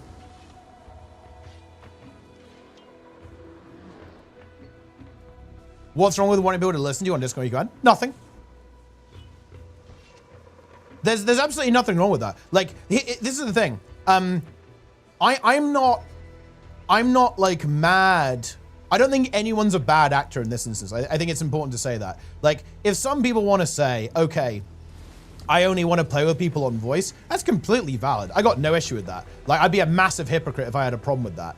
I'm just saying that the way things have gone and the way people engage with the game is less fun for me now. It feels less spontaneous, less dynamic, and that was something I really like about Guild Wars 2, is that it does feel spontaneous and dynamic in a way that honestly games like WoW don't, because everything is so group oriented there. Like, whereas in Guild Wars 2 it's much more dynamic, like when you can just like hop on and like see if anyone's tagged up and like just go and join, like for a PvP or an open world meta event. The fact that things have basically, look, let me put it like this. I think the way Guild Wars 2 plays out now is too similar to WoW for my liking. Let me put it like that. I liked it when it was less like World of Warcraft. And now I feel like it's more like World of Warcraft.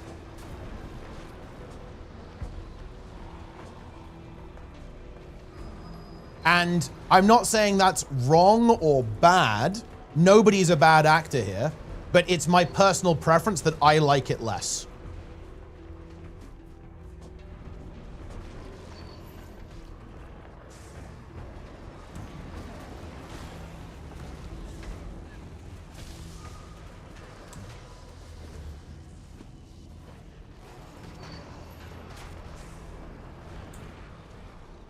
Time cost efficient method, probably private tank can offer with organized groups. I mean, kind of.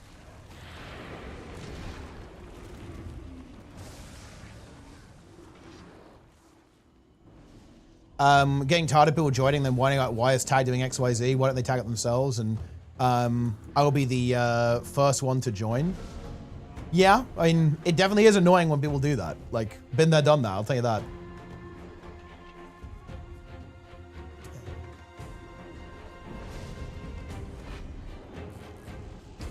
You think the game's dedicated population is just lower? I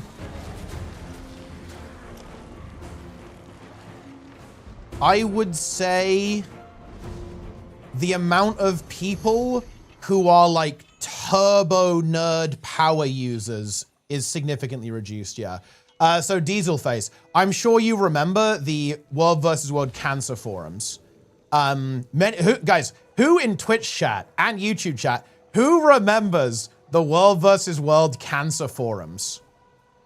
I don't think something like that would be a big thing anymore. I just don't think there's that type of passion, I guess you could say, if we're putting it politely, around the game. Like maybe in some pretty niche like GVG communities, like those can get pretty spicy sometimes, I think. Or maybe when people are talking about Maguma. It's why I kind of like Maguma in a way, because like Maguma, I think, is the community that didn't change, actually. Like they have always kept a really strong identity. I bet even to this day, if you join Mag Alliance, it's like, oh yeah, we're playing with Mag, right? This is like a very distinct playstyle, a very distinct culture that they had going on there. But I just don't think you would have a world versus world cancer forums anymore. Like, it's just, the game has changed. Like, it isn't like that anymore. I'm not saying it's like bad or worse, but I'm just saying it's different, right? I think you just wouldn't have what that was. Do you have examples of what became like WoW? Just the way people play the game. I think things are a lot more structured and a lot less dynamic, essentially. Always right on time, Wayfinder. The inquest Do this event, I guess. Also, shout out to Roy. Shout out to Scotty P, by the way, on YouTube. What, Mag Alliance? Wait, did Mag Alliance disband Diesel? There's no way. I guess I'm not really up to date on all of the world versus world happenings. Oh, you only started playing in 2020? Oh, shit, yeah. Okay, yeah, you weren't even here for the world versus world cancer forums era. Oh, man, that was funny.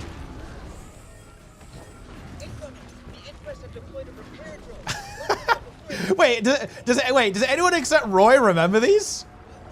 Oh, no, I really am old. This is bad news, guys. This is very bad news. Rome split up, if you haven't heard about that. To be honest, I'm actually not even familiar with like what that guild is. I think I heard you guys complaining about them or something, or that they're not super popular for whatever reason, but I'm not familiar with that alliance at all, or that group of players.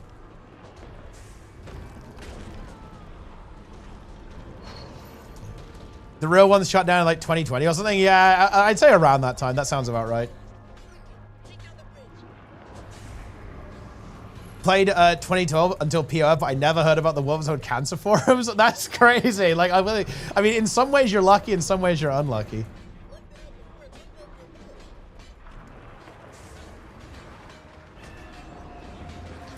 Boom.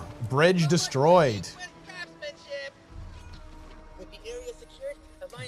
My first con image I was present for in Guild Wars 2 was the tunnel. That's a crazy first patch. I respect it. It was World vs. World. I think it was, yeah, it was like Guild Wars 2 World vs. World.net or something, yeah. And it was, you know, a place to discuss matchups. World versus world. Various happenings.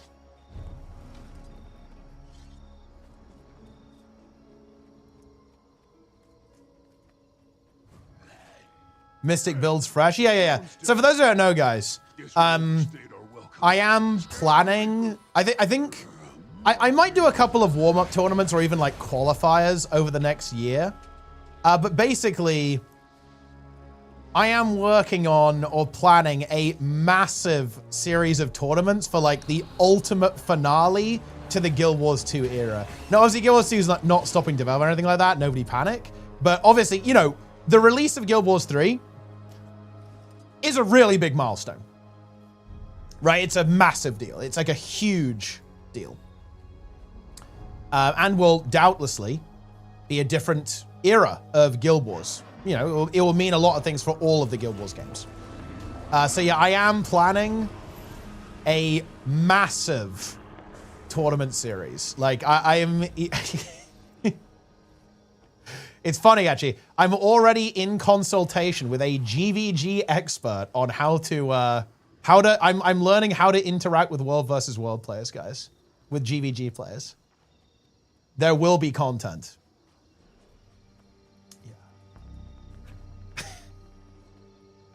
Yeah. And yeah, I'm definitely planning on doing stuff for PvP, Beetle Racing, GVG, and PvP as well. Well, yeah, basically all of the core competitive modes. It will be happening. Prepare yourselves for the ultimate finale, guys. Is that GVG expert also in the Cabal? Actually, no. I definitely will talk to Roy about it because Roy has had great experiences with the GVG community. But yeah, a GVG expert just like volunteered information. Cause like, look, it's funny how this stuff gets about. They basically just heard I was talking about it, about running a GVG tournament. So they, you know, they DM'd me and said, hey, like I hear you want to run a GVG tournament. which is pretty interesting.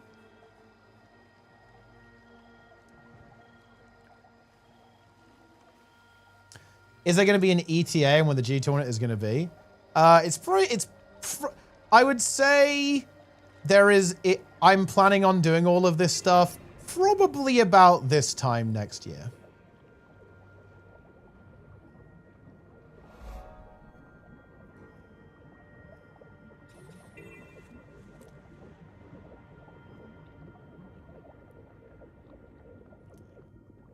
So it'll be a while.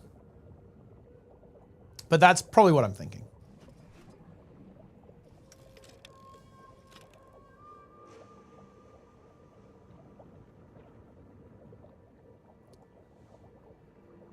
Leading up to GW2 better? Pretty much, yeah. It would be, I'm planning on doing basically like a month of tournaments.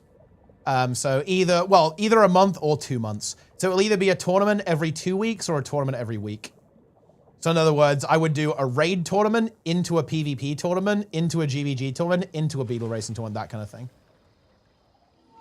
When are you going to read the patch notes, by the way? I mean, when they drop. When they drop, we go. We do it. If you weaken them, a realignment spell should sever the influence. I've taken excessive notes on I also would like to do qualifiers again. I'm not sure if, look, I really want to do motor qualifiers, but I'm not sure if there's enough teams. Now, I'm not going to disclose who because I don't want to put any pressure, but someone did reach out. I don't want to get people too excited. Someone did reach out to me and said they'd be interested in putting 10,000 USD towards this. So we might have a very interesting prize pool going into this for a bit of a spicy finale for Guild Wars 2 tournaments.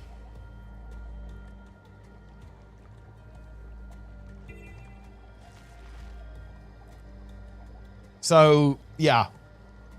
What kind of tournament? That one was specifically for PvP, actually, but I'm sure we can work something out.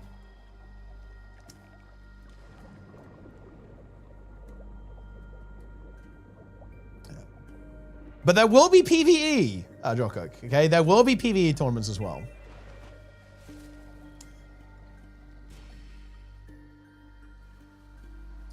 Do not worry about that. I barely have any XP. Get more XP. I was on vacation. Yeah, it's always unfortunate. Like, for what it's worth, I am actually planning on announcing this stuff very early and maybe even doing qualifiers. Because I don't want to do, like, no tournaments for the next year. It's, like, a big part of what I like to do. So I'd like to do some stuff as well. It's just really fucking hard. Because at the end of the day, I mean, yeah, at the end of the day, it's difficult to get people to do stuff.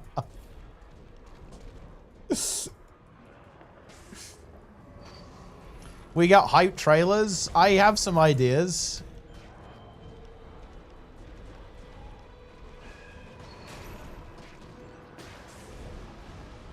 GVG would be 10s or 15s.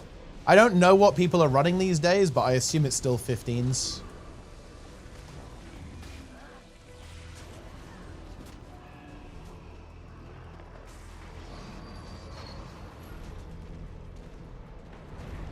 Tens, you'll get more people. Well, I mean, look, I'll do whatever people think is like the best format, right?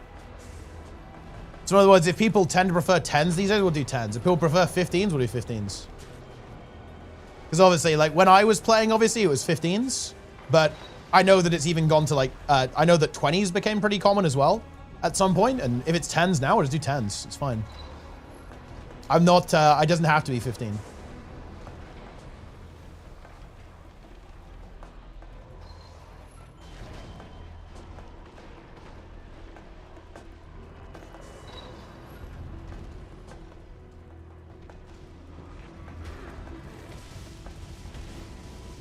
Elaine in the chat. Shout out to Elaine.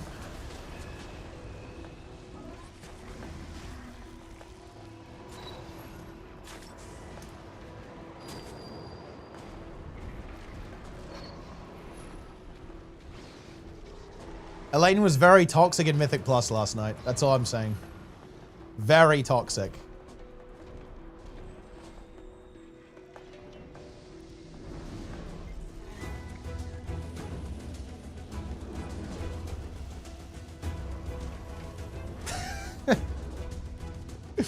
I have not looked. People like that. They respect that here. They actively prefer it. Rat players being toxic, who would have seen it going? True, actually.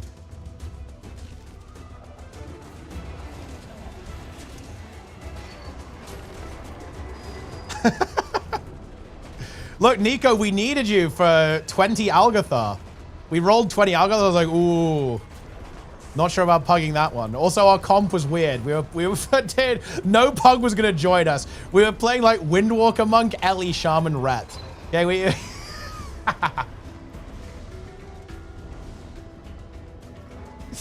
Playing some weird shit. You were Giga Blasting, that's true. Elaine was humiliating Tom and Guru on the meters. I saw it happen. I saw it happen.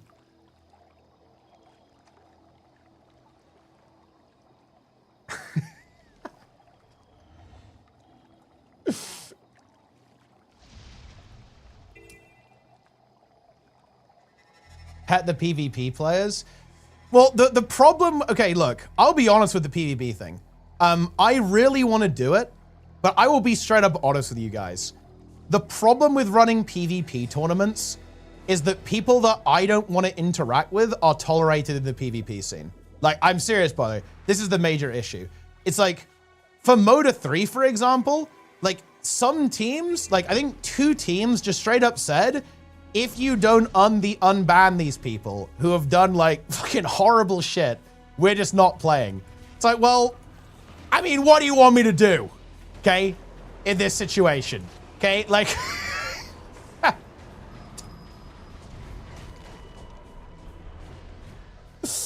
yeah.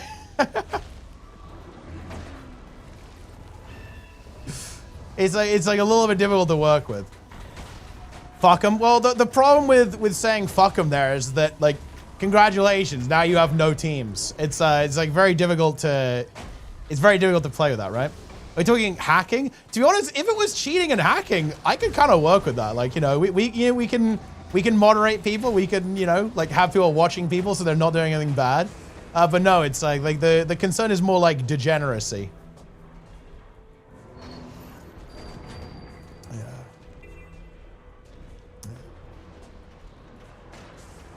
Call the bluff then during the tournament. Well, the issue with that, okay, so there's a couple of problems there. So, like, a couple of issues. So, when people are, like, committing gold, gold is, like, whatever, but when people commit, like, real-life money to it, it's a little bit fucking difficult to just not do the tournament, right? The other thing is, as well, the other thing with that is that everyone loses, right? Like, not doing the tournament means that everyone loses in that situation, right? It's like full mutually assured destruction, which I think is a very undesirable outcome. Because I know people really like the tournaments, right? Like, people really like the tournaments. People really like Moda 3. It was a really good event. You know, it was a bit of a pain in the ass to run. I'm not gonna lie. It was kind of torture in some ways, but I definitely don't regret doing it. It was really good. It was a very good event. It went better than I could have hoped even. I'm not saying that I wasn't optimistic for the tournament, but you know, it exceeded my expectations on like how good the event was.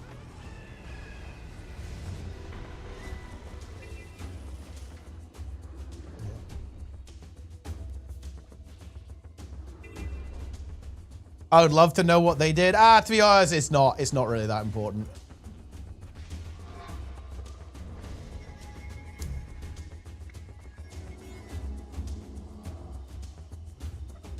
I wouldn't care about that personally. Degeneracy.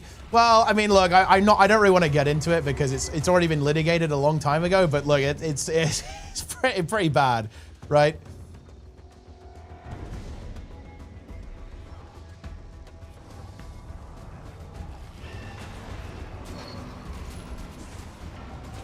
I still wouldn't care, and yeah, that's your prerogative, I guess. But I do care.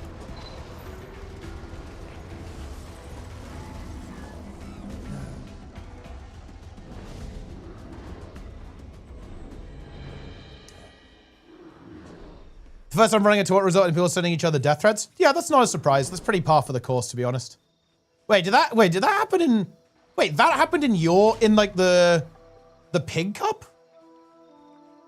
That is actually really surprising to me because that tournament seemed really, really cozy, I guess. Or are you the one before that?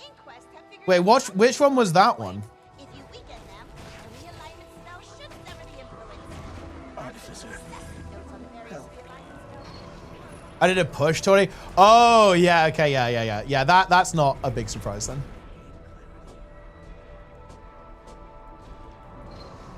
Yeah, I'm not shocked by that. Gain clarity.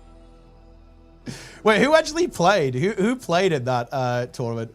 Because I know USA did, right?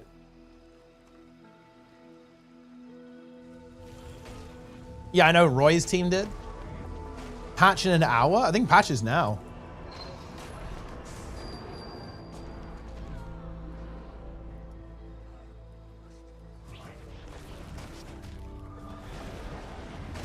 Artificer.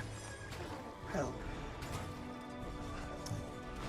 I will read you guys the patch notes. Do not worry about it. And also, by the way, Grabby, you asked if we're playing actually, but yeah, we are playing there. We're playing on Thursday at 4 p.m. 4 p.m. UK time. So I guess 5 p.m. European time.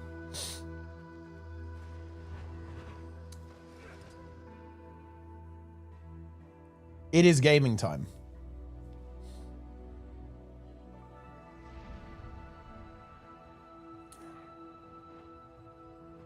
There is definitely a part of me that says, you know, it's, you know, big tournament, big finale, just unban everyone. But the thing is, I'm just not sure I could really sleep at night. Like, I really think that if I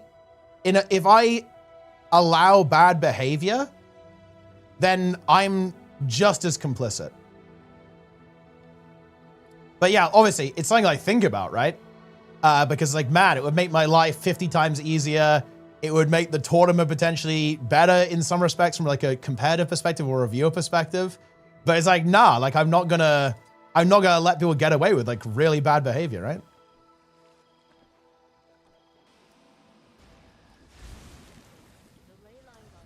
Allow Jeff. Thing is, Jeff, I wouldn't actually have a problem with. I don't think Jeff is like evil, to be honest. Like, we just have a bunch of people watching him, and if he hacks, his team gets DQ'd. Like, that would not be a problem for me. Like, Jeff is not like that bad, in my opinion. Like, if anything, it's fucking funny, right? Like, you know, Jeff hacking in Moda was annoying, but it was funny, right? Like, it was content.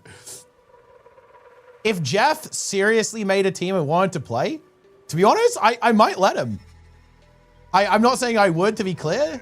Jeff, if you're listening, don't get your hopes up, but Jeff is not someone I have like a huge problem with, like playing in the tournament. Because the worst case scenario is that he hacks and it's really funny.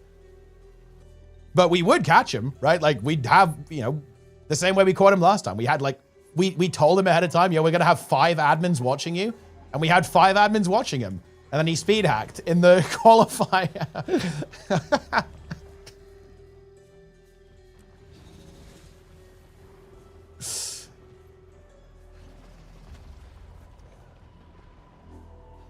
We're gonna shift their times an additional minute away. Oh, I hope not. That would be even more confusing.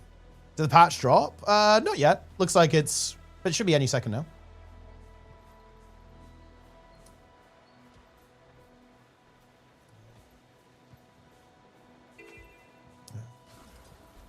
I don't have to agree with it, but at the end of the day, you did torn. You enjoy it. Why ruin that for yourself? Oh, for sure, yeah.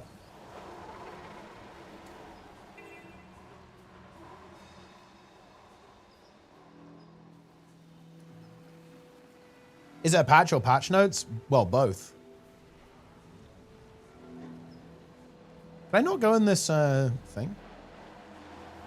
Oh yeah, I can't do updrafts yet because you need this one.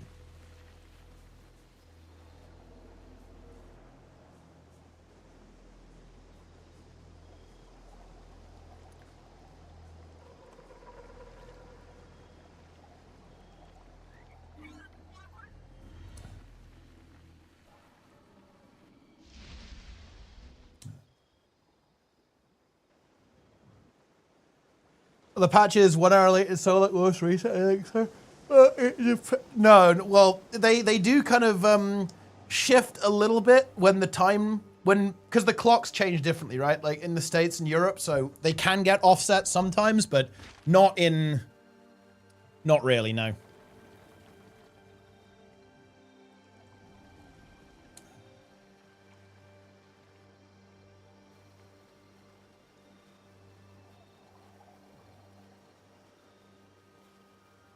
Well, the thing is, though, Yoko, PvP, I'm not sure how familiar you are with the PvP scene, but let me explain my thought process a bit more. Like, one of the biggest reasons, I actually think this, by the way, PvP's biggest problem, or its biggest issue, is that it actually has an image problem. And a lot of that is because people think that bad actors get away with stuff, which, to be honest, it's less true now than it was, but it definitely was true for a pretty long time. And people think that the game is like infested with bad actors. Like, and to be honest, like, does it really matter at this stage? Honestly, not really. Like, if we ban people or don't ban people, I don't think it really makes any difference. But it does make a difference to me, to be honest. Like, I really don't like how things have gone down in PvP. It really stings to think about it, to be honest. So no, I'm not gonna be complicit in that.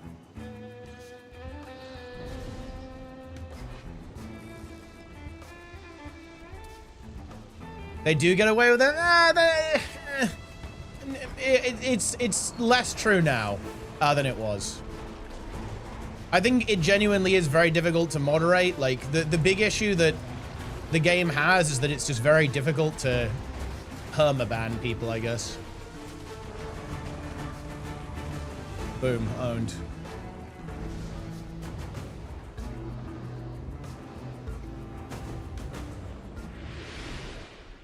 Did the patch leave to grab milk? I mean, we'll see, I guess.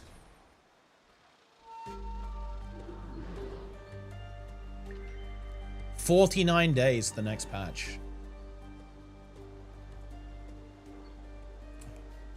September 1st.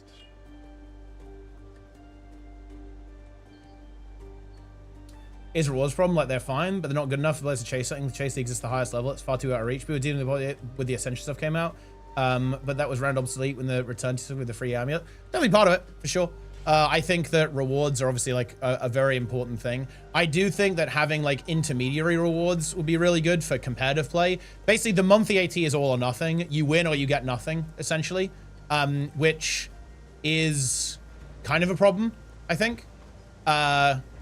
Because it means that it is extremely difficult to convince people to do that. Like, you have to be a really big PvP fan to say, we are going to commit to improving to the point where we can actually win the monthly. Like, that is a very difficult, sell, right? Like, it's a tough sell. I guess the PvP rank titles are pretty good, but people just don't really care about them that much, right? That's the issue with those. And, well, the reason people don't care about those, by the way, is because people do not consider the ladder to be legitimate, right? Like, if the ladder was considered legitimate, I actually think the titles would be a very strong motivator for people. But because people don't consider it to be legitimate, and obviously there are issues with that, with the legitimacy there, yeah, obviously it's an issue. But weirdly enough, like, the biggest thing, actually, with the ladder is actually a population issue. So, for example, guys, do you know the problem with the ladder? I'll tell you. It is suboptimal to play normally. And that is actually not a player issue. It is not reasonable to expect players who want to get rank 1 to not night queue.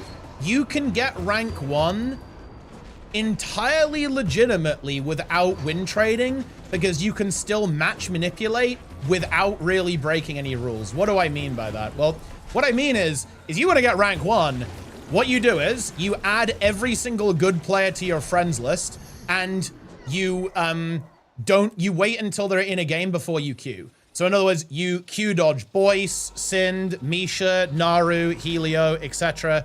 etc., etc. You Q dodge all of them, and that's easy to do, by the way. It's very easy to do that. You duo queue at 4 a.m. with another really good player and hyper carry silver players until you get like a 120-5 win-loss rate, which, by the way, is completely realistic. Well, maybe not 120-5, but like 120-10? Yeah, no problem. You can do that. Like, and hard carry people. And that is entirely a function of population. If the player population was higher, that would not be possible. You would not be able to Q dodge every single good player. You would not be able to basically play at night and get away with it, right? Because again, there'd just be people playing at that time, right? And you wouldn't be able to just like hyper carry silvers because you're the only 2 good players literally in the entire game queuing. So the actual issue with with PvP is basically population. That's the only thing that's really wrong with it. Like a lot of the issues that we talk about and why people don't care about the rewards is actually very much down to the fact that there aren't enough people playing. People view the ladder as illegitimate, but and some of it is win trading. Win trading is honestly a relatively minor issue. To be clear, it's really bad when it happens, and anyone doing it should be immediately permabanned. 100%. What I'm trying to get at, though, is it's a small piece in the reason why people view the game mode as illegitimate. It's the actual thing that is the highest impact in making the game mode feel illegitimate is the fact that it is very easy to match manipulate without actually breaking the rules. Who should I watch for Thief gameplay? Sind? Yeah, I think Sind is like one of the... Azadome streams sometimes as well. He's an excellent Thief player. Sind obviously is like the de facto Thief in the game. I would say, for sure. In terms of Thief gameplay.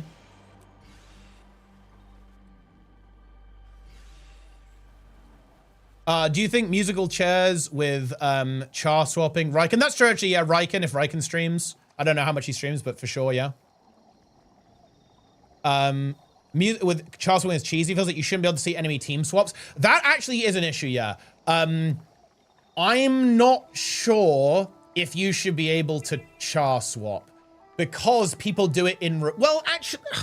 So, char swapping is fine.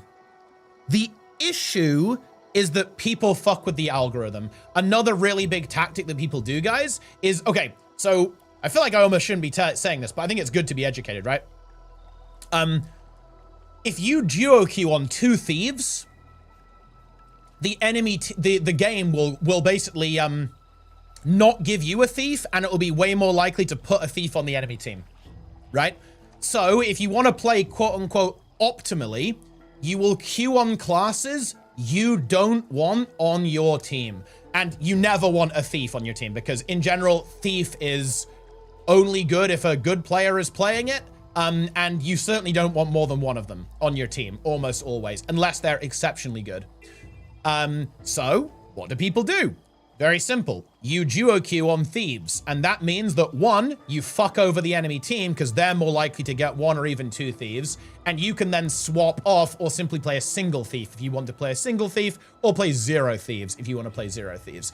This is a massive advantage. It works for every class, by the way, not just thief. So, you know, if you don't want to have a necro on your team, you can do the same thing.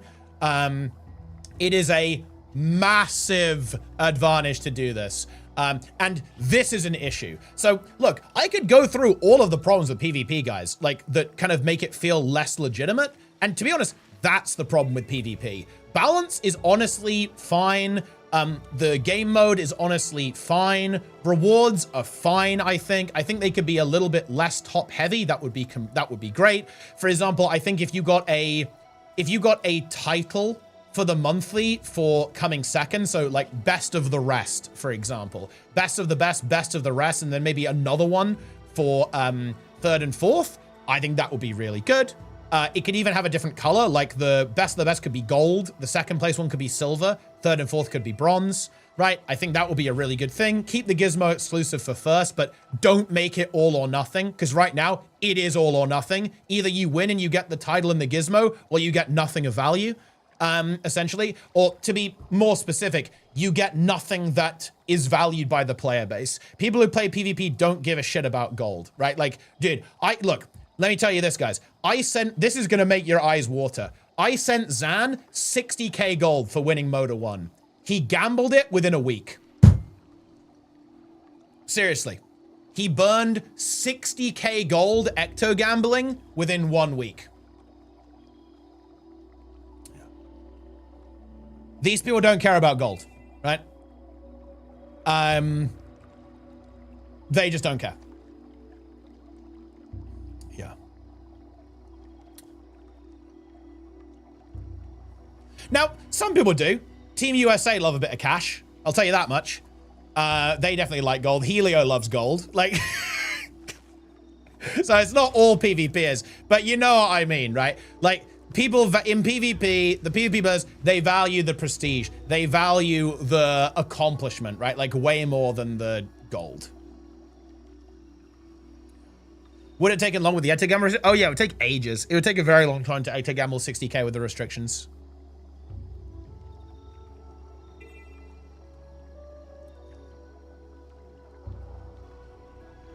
Whereas the patch is a bit late, isn't it? That's kind of weird.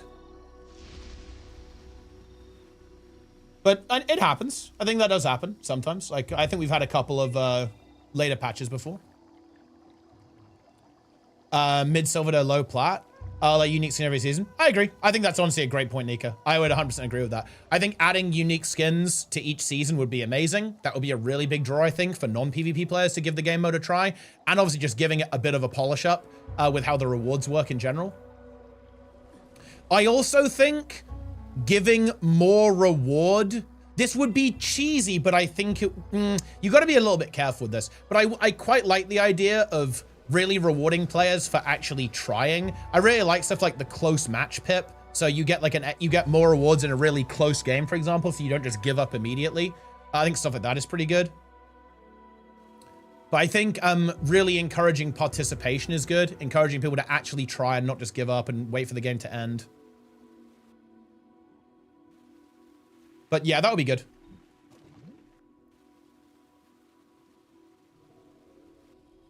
Giving up is cringe. Yeah, a lot of people do it though, but they do it because they're just there for the rewards, right? Like, and there's not really an incentive to try, really. There's an incentive to play games to completion, right? Like, but not really to actually engage. So if you change that, there might be some potential. Top 1%, not top 1 player. I think you should have a reward for top 1 player, and you know, that's why they have like the different ones, the different titles. But again, the reason why people don't care about those titles is they aren't considered to be legitimate. So like a really important thing in a game mode like PvP is you have to legitimize those rewards, right? And right now they're not legitimized. Yeah, where is the patch, guys? Trig, where is the patch, bro? If I queue into Sinden Boyce Duo, why would I not give up? Very simple. I'll show you right now. So, Boyce has lost 29 times this season. Why not be number 30? That's why.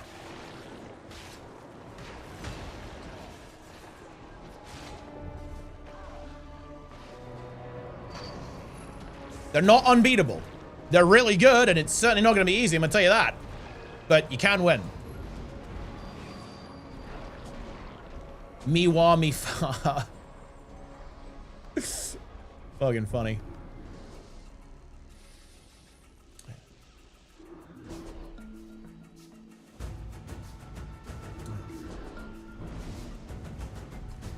Is a reward for top 1% because it's something to care about, ideally? For sure, yeah. I wanted to Boyce Draza Duo, and it was easy. I mean, there you go, then.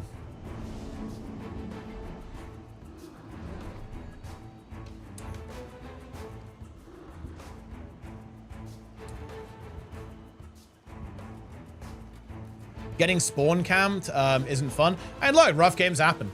But look, you know, like when you're in a rough game, all you can do is try to get better, like practice your mechanics. But yeah, I mean, there's always going to be like very rough games in PvP.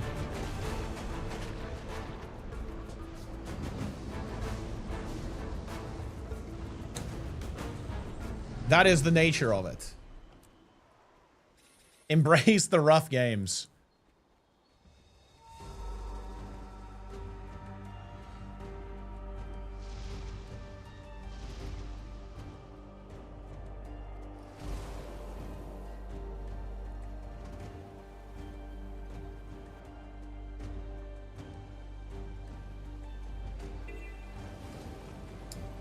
Yeah, the patch is a little bit late by the looks of it. But it is what it is. That is the way it goes. How good are the druid changes in reality? The druid changes are pretty interesting. Like, I feel like it makes a lot of its strengths even stronger, but it doesn't really look at some of the weaknesses of druid in PvE, at least. For example, like why do you play troubadour right now in PvE basically everywhere when it used to be druid? I think the big thing is kind of stability. Like troubadour has really OP stability, and even though druid's healing is kind of insane, and it's going to be even more insane after the patch, you're still not going to have the kind of utility boon output of a Mesmer. You're not going to have that AoE distort. Like, you're not going to have the stability application. So I'm not sure if it will really shake things up that much. Druid does have some really big strengths. It has ridiculous CC potential. And I mean, look, the healing throughput is going to be fucking ridiculous on a heal druid after the patch. But will it shake up the meta in terms of healers? It's honestly not sure about that one, to be honest.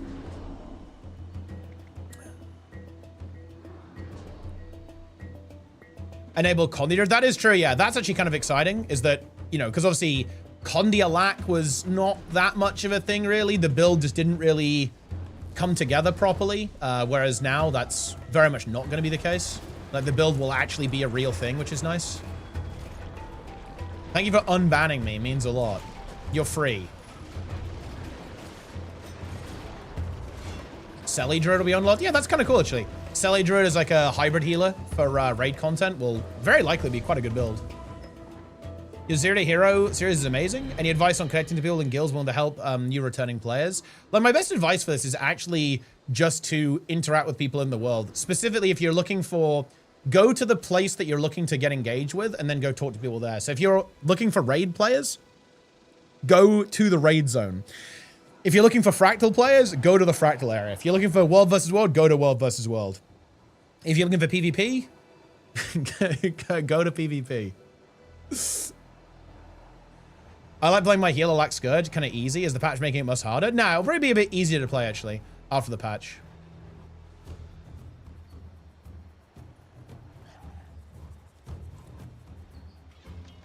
E-Date, go to Mistlock Sanctuary. These are all options. These are all big options.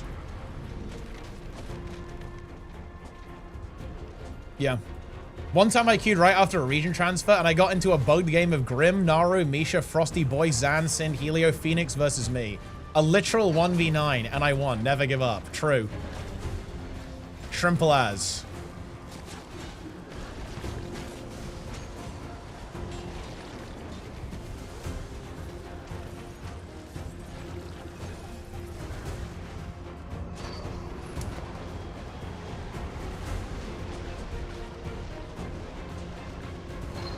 A lack duration on barrier application. They might do a tweak there. I think that was a concern that was raised, and they're usually pretty receptive to feedback. Yeah, it's like I think it's like it might be like theoretically like a minor DPS loss to Condi Scourge, and like a minor and yeah, there's obviously maybe some concerns with a lack uptime for the a lack Scourge builds.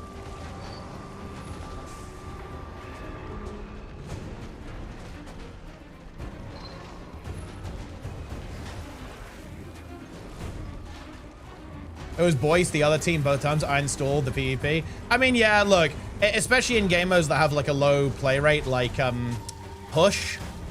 I have no idea what they were going for with Push, man. I have no fucking clue what their end game was with that, to be honest. But, I mean, yeah, whatever. Really weird, but it is what it is. And yeah, for sure, like, it does suck. Again, the only problem with PvP, only relevant problem, is population. Now, you can delve into that and why the population is low, and I think, you know, Nika brought some great points about, like, rewards. And I think that, you know, I personally view the biggest issue is legitimacy. People, look, every single Reddit thread that talks about PvP, people say, yep, everyone's cheating, every monthly AT is sold, every rank 1 is win traded, right? Like, blah, blah, blah, blah, blah, blah. Like, yeah, no shit, people don't want to play. If people don't perceive your competitive mode to be legitimate, nobody is interested. in playing that, obviously. So in my opinion, the biggest issue is legitimacy. But there are others too, right? I'm not saying it's the only issue. There's obviously other issues with PvP. Absolutely dreadful, the things he did. The toxicity is it's not that much in the makeout. Oh, for sure, yeah. Like here's the thing though, you know, I don't blame Bill for this. Like, if you shake hands with 99 people and then you get punched in the face by one, like, which one of those interactions are you going to remember? Like, you're obviously going to remember the negative one way more. Like, that's just a psychological thing. So people are always going to say it like that. Like, is toxicity an issue? Obviously. Is it like a massive problem? Actually, no. In almost every game I play, nobody says anything, right? Like, the most toxic thing that happens is people just give up, which in my opinion is like super annoying. But whatever, like, it happens.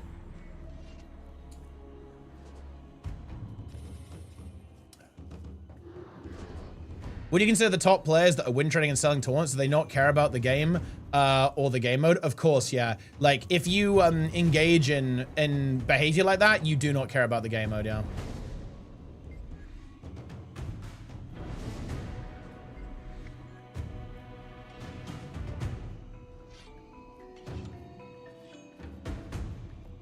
And to be honest, to be clear, the obviously top players have done that, but it's nowhere near as common as it's been made out. It's a very long story, guys, but dude, you guys have no idea how much bad actors have damaged PvP. Like, I'm not gonna get into it now, but you guys have no fucking idea.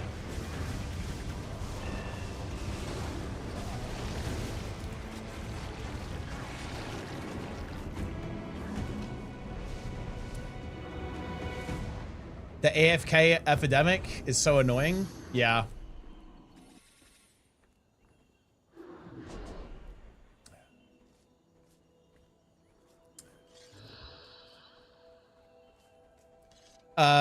There were partners feeling certain teams stealth overs too. Well, that's kind of what I'm getting at, actually. I'm not sure how true that was at all, by the way. I would highly recommend not believing everything you hear.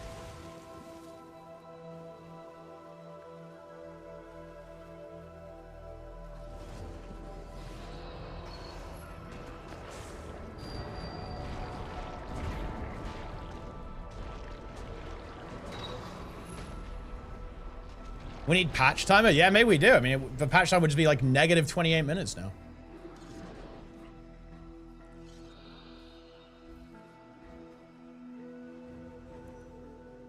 I think it'll be interesting if, like, to see how good Druid heal will be in PvP. I think that would be very interesting. Check Discord general chat.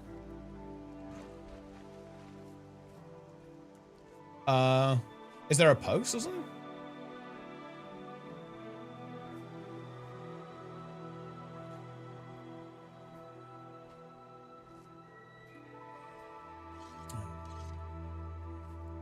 My fingers are itching to play Selly Druid. Yeah, I think that would be a pretty cool build for sure. Never seen a non-cancer Druid build. I mean, I think Druid in World versus World is one of the most cancerous builds in existence. Like, it is so fucking annoying to play against that build. But they are actually making that particular build kind of less cancer, right? Because you don't get the instant cast AoE days when you go into CA anymore. I think that makes the build quite a bit less annoying to play against. So maybe that's fine.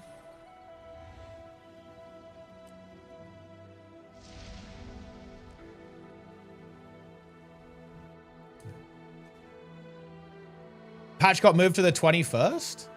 Wait, guys, link me this stuff. Is that actually true? There's been oh wait, are they saying this on the Discord, guys? The Guild Wars 2 Discord? I don't know if I'm getting memed or not. Like, is this like communication from the devs? Oh, yeah, no, guys, it is confirmed. I'm actually going to quickly show it. So, yeah, I'm going to quickly show. You can see here, guys. I'll be making a post shortly. Yeah, there's been a delay. Okay, that's unfortunate. So I'm assuming it's going to be like next week, right? Instead. Okay, that's, I mean, yeah, it's obviously unfortunate, but honestly, it happens. It happens, obviously. Like, clearly some kind of issue with it. I'm assuming next week. But honestly, guys, look, gotta respect it. At the end of the day, it's better to delay a patch than release it half-baked and broken. Look, trust me, guys, as a WoW player, you guys do not want 11.0.5, okay? If you know, you know, right?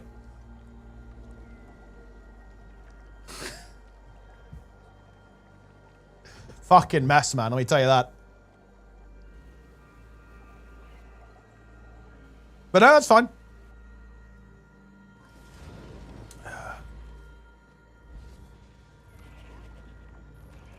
It'll be interesting to see what the delay is. If it's a week or potentially 2 weeks. We'll see, obviously. Yeah.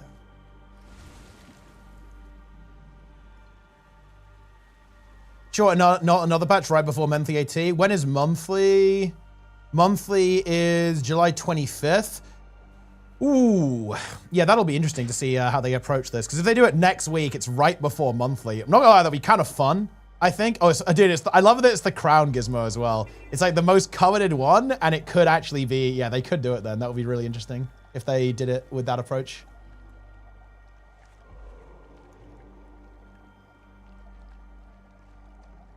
Because it's a pretty big patch, right? Pretty major patch. So if they did actually ended up delaying it a week, that would be pretty spicy.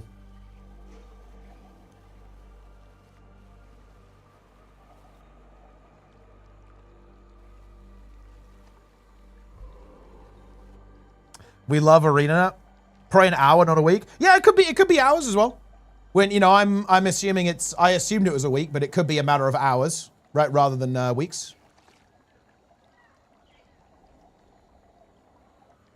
For sure. We will stay tuned. Dungeon Rush? Well, I think the thing about like stuff like Dungeon Rush, they can just turn that on, and then they even have to really patch the game for that.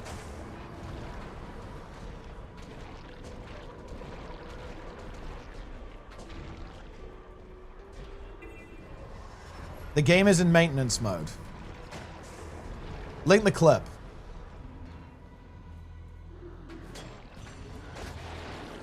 Let's link the clip, guys.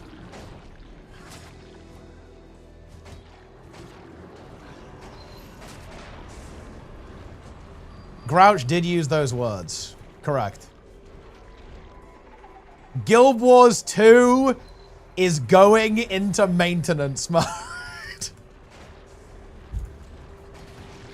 I shouldn't bring it up, guys, because I bet Grouch does not feel that good about kind of having that slip up there. But it's so funny. I can't. I'm sorry, Grouch. I'm sorry.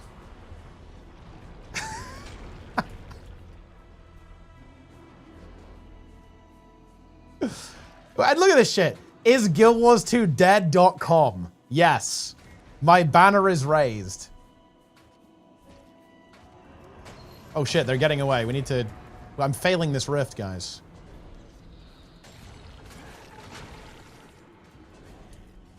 A hardware failure. The hardware issues have been resolved, so working on recovering. Release the... Oh, later today. Okay, we're fine then. We're fine.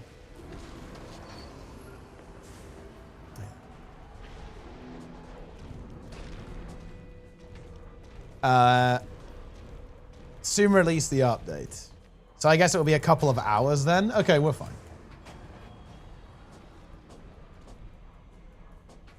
If the delay continues, we'll be back at 11 a.m. PT 90 minutes now for another update. Oh, I see. So basically, if it, yeah, they're expecting to get it out like within an hour or so then, pretty much. That's what it sounds like anyway. Unless there is a greater delay. Yeah, release the patch notes. Give us the notes. I demand the patch notes.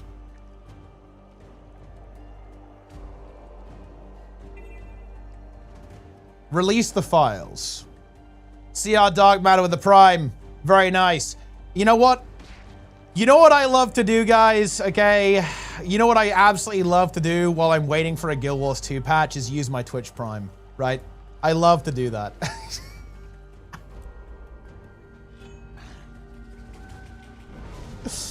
And you could do that too.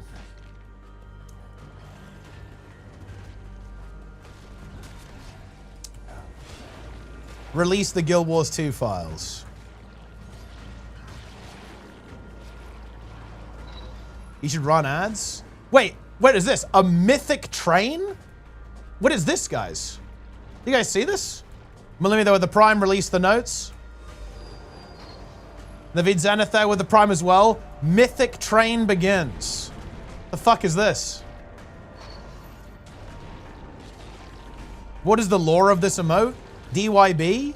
DYB is ultimately a emote that is just so extreme that it... essentially, DYB represents complete and utter insanity. Engelbert Miata with the Prime. Thank you very much indeed. QX Other with the Prime too. Excellent choices. We'd love to see that. Rambush there with the tier 1 as well. Keep it going, guys. Mythic Train level 2. Very nice. We love to see that. Gift subs for the train, correct, yes. Gift 10 subs. 10,000 subs, sorry. Didn't they recently increase the number of, like, max subs? You could do, like, 500 in one go. Like, who the fuck does that? If they're an oil baron, I guess that's an option. Any oilers, guys? Any oilers? Cuzgun 26 there with the Prime. Mythic Train level 2. What is even a mythic train, by the way? Like, what even is this? Is it, like, why is it different from a regular train? That's what I'm not entirely understanding. Golden emotes? Unlock 1 of 3 exclusive emotes. Arctic gift subs. That's actually his payment for buying Infallible from me. Appreciate that, buddy. It's gonna be 10 gifted subs every day for the next year.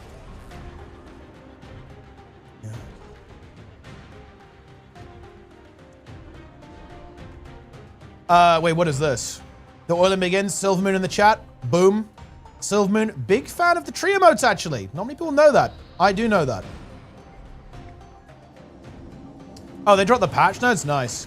Wait, the Mythic Train is an ultra-rare specially high train. Where the Mythic Train appears is announced with a distinct banner, showing 3 possible golden emotes to earn. All viewers who contribute to a Mythic Train will receive 1 of the 3 golden emotes. The golden emotes to earn are selected at random and are revealed when the train ends.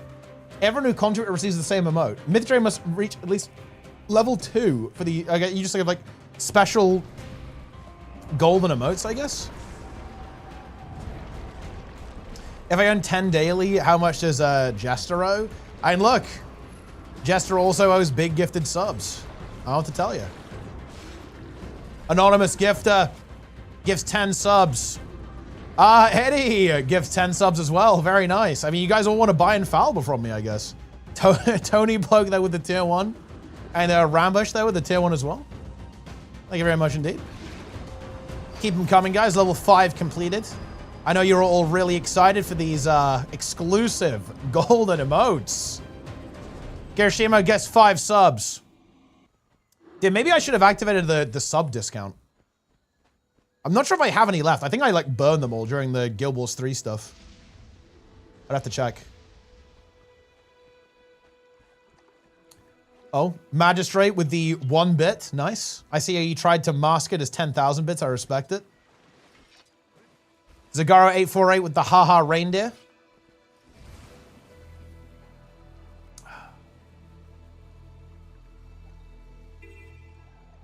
We need golden DYB. Look, do you guys remember the haha reindeer arc? The haha reindeer arc is when I baited the chat. Basically, Mata really wanted the haha reindeer emote, but couldn't get it. And at the time we thought that, well, look, this is a brutal scam, guys. I admit this. So at the time we didn't understand how hype trains worked. we assumed that every time someone subbed, it gave the emote to random people. So, like, Matter was never getting the haha reindeer emote, ever. So basically, people were mass gifting subs to try to give her the emote, but that's not how it works. You have to contribute, right, to the hype train to get it. So, it was a literal scam train. I was literally scamming the chat. And honestly, it feels good. It feels good to do that. Anonymous gifter gifts a sub. Revenger521 as well. Gifting another sub. Wait. Oh, the map closed, I guess. Very nice. I'm just going to keep rifting. Well, I guess the good news about the delay on the patch is that you can kind of do this.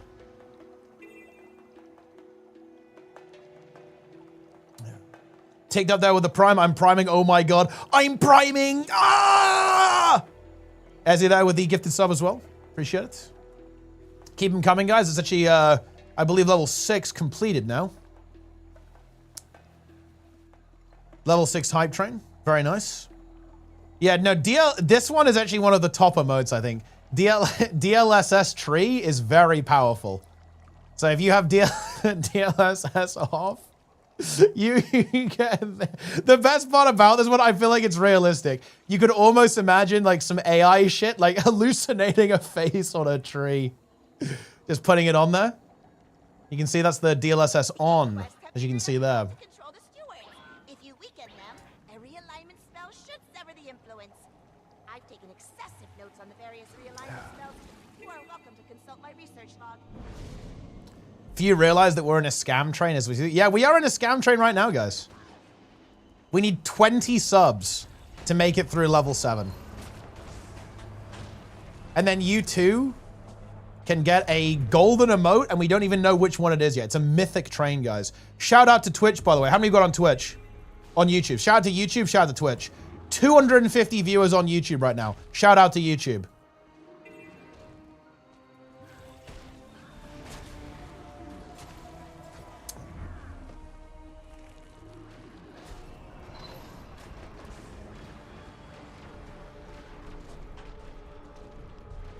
Yeah. After 24 hours, you lose the emote? Wait, what? Wait, the emote only lasts for 24 hours? Isn't that kind of weird? I guess they want to make the emote, I guess, exclusive to some extent.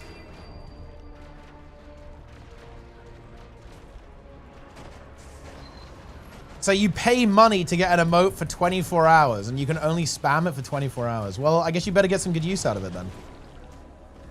Oh, look, you can, wait, you can get a golden what face? I think I saw the list of emotes it can be. The golden kappa is 24 hours too.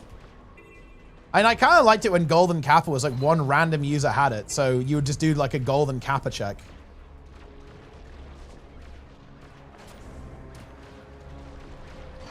PogChamp, Cool Cat, and what face? Ah, yeah. I know you want Huge and Old Story, but I'm a Vista enjoyer. Is there one that might be a favorite of yours? Thanks in advance. Oh, wait, a Vista. The one I instantly thought of was Tribulation Rift. Like, the moment I read your message, I thought Tribulation's Rift. So that's this one.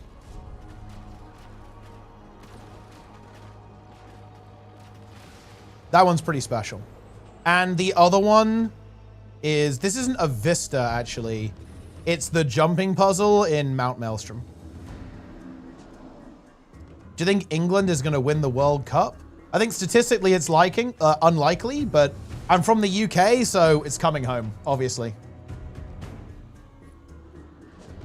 Looks like the betting markets have England at a 21% chance to win the World Cup, which is pretty good, to be fair. That doesn't sound that bad.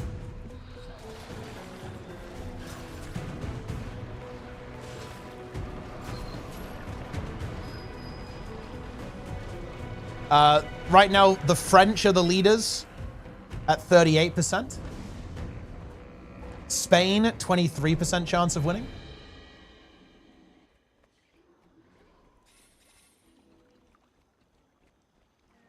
Of course, those odds will change as the matches develop.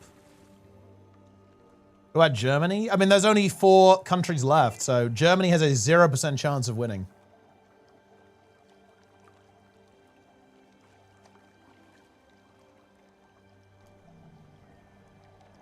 But yeah, people are definitely a big believer in the French team. As I understand it, they are really strong. So the French are looking good. Oh, anonymous gifter gifts 19 subs, keeping the hype train alive. You know what? Let me see, guys. Let me try and capitalize on this, if you will. Let's get a little wacky. Let's get a little crazy. Okay. I'm gonna, while we wait, look, this, I've got a treat for you guys. I have got a big treat for you guys. Nordicron, thanks for the Prime, by the way. While we wait for the patch, I am now starting a, oh wait, hold on. Do I want to do this actually? Actually, yeah, I do.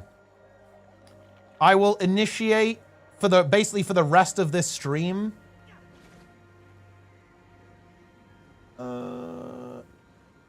Okay, there we go. 4 hours of 35% off 5 gifted subs. That is a real treat for you guys. I know you guys love this stuff. I know you're hyped up for this. I know you're big into it. And yeah, you're welcome. All I can say is you're welcome.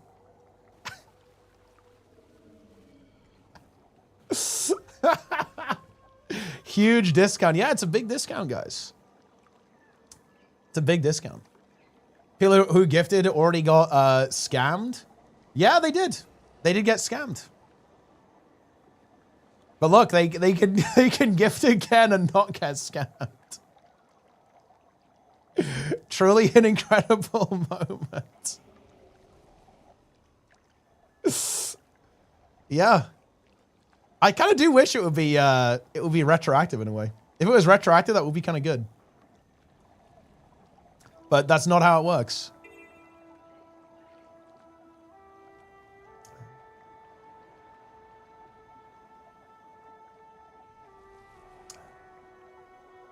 Has the patch dropped? The patch is delayed. There was a hardware malfunction. Level 13 channel record, 18%. Yeah, it scales really aggressively though. Like, you know, right now you need 25 subs to complete the Mythic Train level 8. But it gets crazy. You end up needing to do like 100 subs to level it up. So you have to be a pretty fat streamer to get that.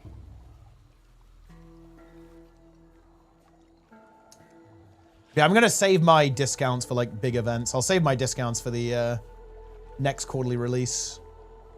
But I get more discounts. Basically, I get, right now I have 2 promos left and then 12 hours in total. But I get another 24 hours and 3 promos on August 1st. So I have 5 total and 36 hours in total. And there it is. Breebrim takes advantage, guys, of the incredible discount, gifting 10 subs. Oilers indeed. What savings? Incredible. And look, guys, you could join now and get a golden What-Face Cool Cat or PogChamp for 24 hours. That's big value, my friends. Yo, crew from the chat. Boom. Are we prepared to get balance? I mean, look, I'm ready for the nuke. I am ready for the balance apocalypse.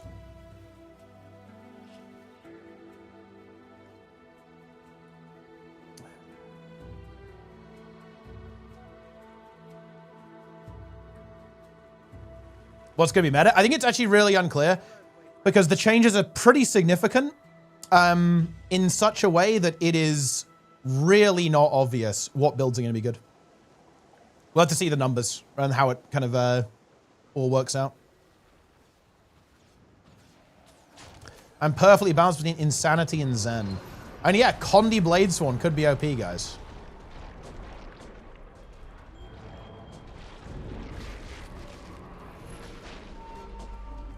Druid, yeah, I think the Druid changes are pretty exciting.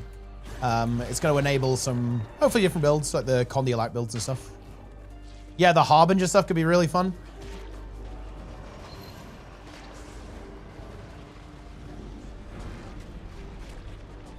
Add some last minute nerfs. PvP is still going to be cooked. I mean, yeah, I think they are, though. I think they even said this, right? I think they're going to be looking at Gale Shot.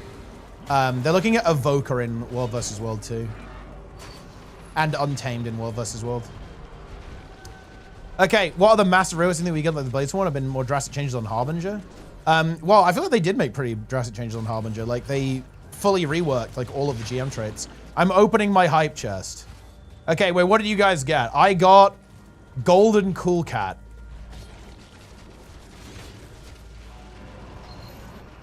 And what even is this? I got Rage Out. And it's definitely looking pretty angry. And Honk Shoe. Cool Cat. Yeah, Cool Cat is good. Rancid got Cool Cat. Congrats on the golden emote. Yeah, I have a golden emote, guys. Good hype train there, guys. Well done, well done. Very nice hype train. Plenjoy. Plenjoy when we lock the fuck in and get Wing 8 infallible on Thursday. That's when the Plenjoy is going to kick in.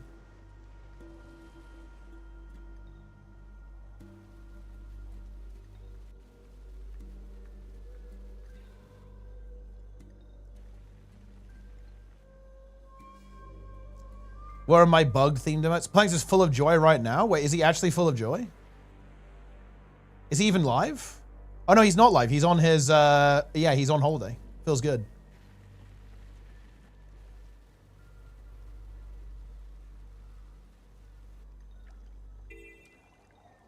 Has he done it? I don't think, I think he's on like a relaxation trip. I'm pretty sure that, well, there might be, you know, I don't think that kind of CBT is going to be involved.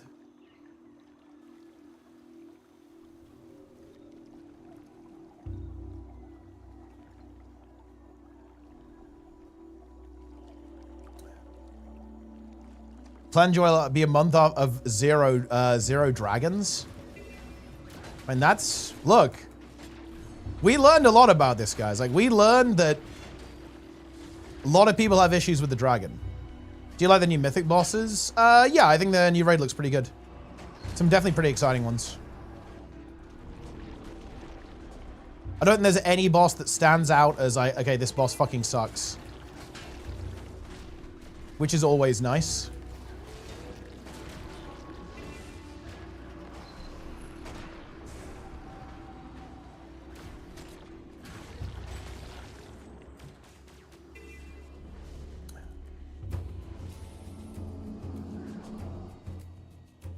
Where's the patch? If the patch doesn't release today, the game is dead. Are you playing Ascension, Cogs of Valor? Nah, I'm just waiting for, I'm waiting for Classic Plus. Like, Ascension is gonna get shut down by, and also, look, I'm actually gonna drop a truth nuke here. COA is retail minus. I don't really want to play retail minus. I want to play Classic Plus. I think from what I've seen, because I've watched a couple of streamers play it, like streamers are playing it in like some weird like card game category, which I think is kind of funny. Like from what I've seen, it looks like, it doesn't really look like classic WoW gameplay to me. It looks a lot like, it looks like SOD, but not in the good way. As in like the really power cut version of SOD, where everything is like ridiculously strong. Actually not a big fan.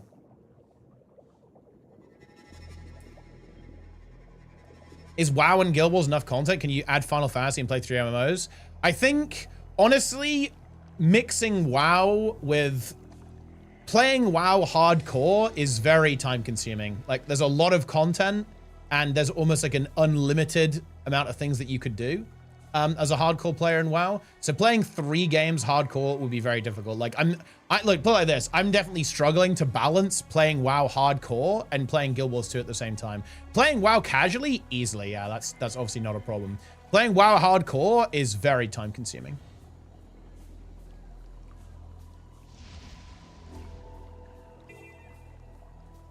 Not because of gearing, by the way. Like, it's just because it just takes a long time to kill all the bosses, right, to progress. And you have to do like a lot of preparation, right? A lot of preparation, a lot of strategy, organization, like research into class balance and stuff like that, right? Like, you know, the usual. The ley lines are hemorrhaging magic. Why is it taking so long to develop Classic Plus? Because it's a big undertaking. Like, it's a very big undertaking.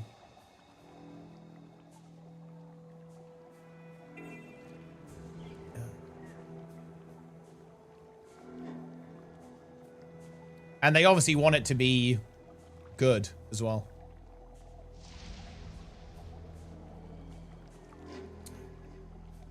Management, yeah. It's actually funny. Like, I'm not even playing WoW right now, guys. Like, I play the guild administration minigame. That's all I do these days.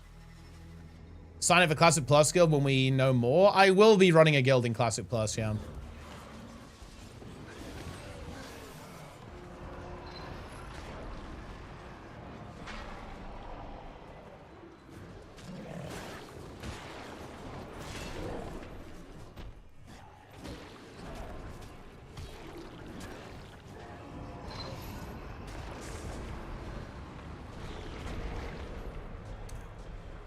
Cool cat.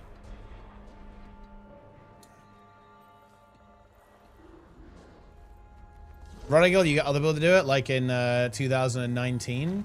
I'll probably have a more active role this time around. Because, yeah, I didn't really want to be that much involved with the organization back then. But to be honest, I tend to not like how things go if I'm not doing it. So, yeah, I'll probably just do it.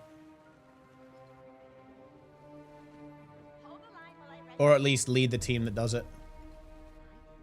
Shout out to YouTube, by the way, guys.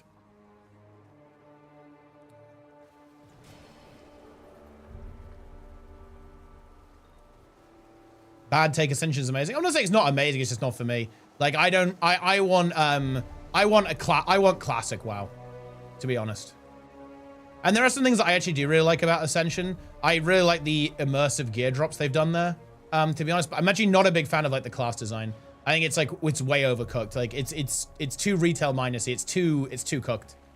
But I think like the RP stuff is really good. Like immersive drops I actually really like. Like obviously adding all the new content is really good as well. I'm actually not a big fan of using the newer models though, to be honest, because I think they use a lot of the newer WoW models in the game, if I'm not mistaken, for that particular client, which I'm actually not a big fan of. I definitely prefer like vanilla, basically. Vanilla art style and stuff. You think the current WoW team can deliver on that? 100%, yeah. Like the current WoW team is really good. Like ever since I've been playing retail, they have consistently delivered like very high quality content in retail. And I actually really liked SOD. Like SOD I thought was really good.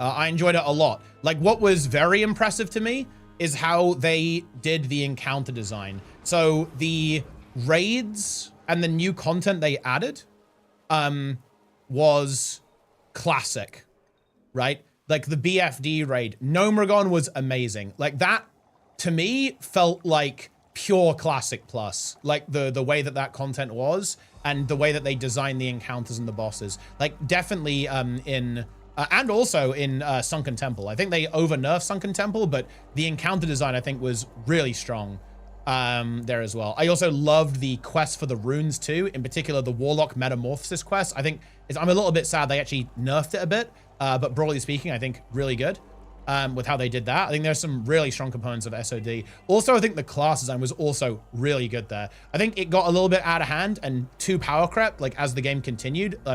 Onwards, especially into like the later stages, it got really out of control. But broadly speaking, I think it was really good. Like I only played for the first 4 phases. I kind of got very disheartened by how much they nerfed Sunken Temple and basically quit after that. But yeah, like for example, Shaman tank, amazing. Warlock tank, amazing. Slightly controversial, I think Heal Mage was also really cool. Like Time Wizard Healer, that kind of stuff, amazing. Not everything, obviously, like super cooked, obviously. But you know, like maybe I'm not the biggest fan of Tank Rogue, I guess, but maybe it's fine. I'm not sure. But yeah, broadly speaking, I think SOD was really good. So yeah, do I think the WoW team can deliver? Yeah, 100%. I think the WoW team is massively delivering on retail right now. And I think that when they actually have like a proper team on Classic, they'll do the same, yeah. Do you start after Shadowlands? I started playing halfway through Dragonflight. Basically at the, when Augmentation Evoker got released is when I played. So I played like a couple of weeks before they released Dawn of the Infinites and Aug.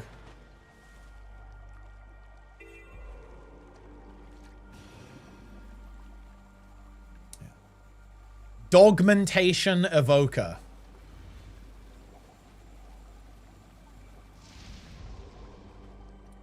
Will there be a patch stream or just patch notes? They already did the stream a while ago, so yeah, it'll be notes and the patch itself.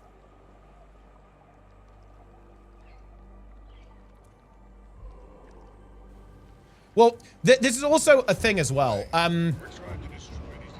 I would have liked Shadowlands. I'm pretty confident in saying that. And the reason I say that is because I would be annoyed by the game systems, but the raid was good, so who cares? Right?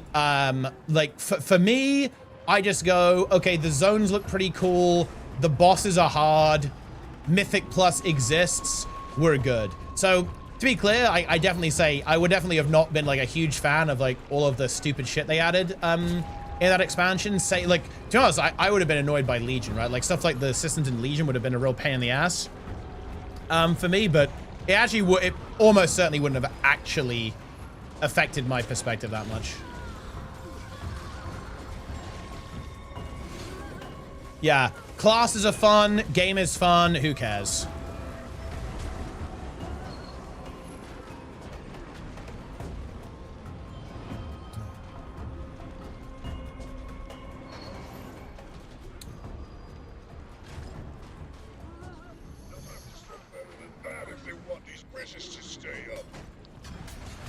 But that doesn't mean that, you know, they're above criticism. Like, I would have definitely roasted the systems. Like, bro, let me play the fucking game.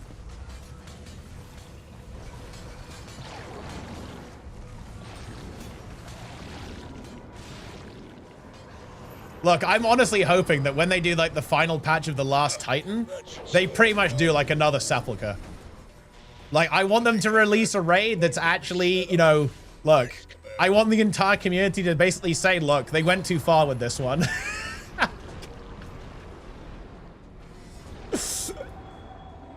That to me would be the mark of success.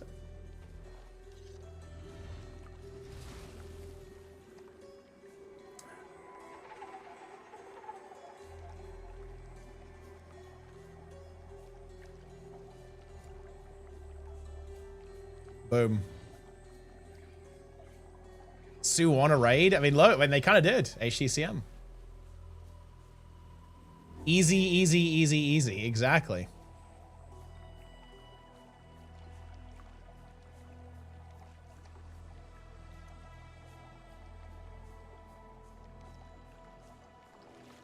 He'll get better. Yeah, that's how it always is, right? Like, you know, difficulty is always relative to the skill of the community. So yeah, obviously, like, as you know, they keep having to release harder and harder bosses, right? Over time. Which, you know, is actually a really interesting problem. It's a really interesting problem to have.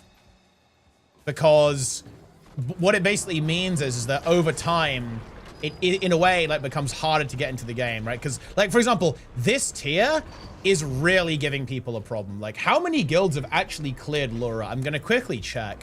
Let's see.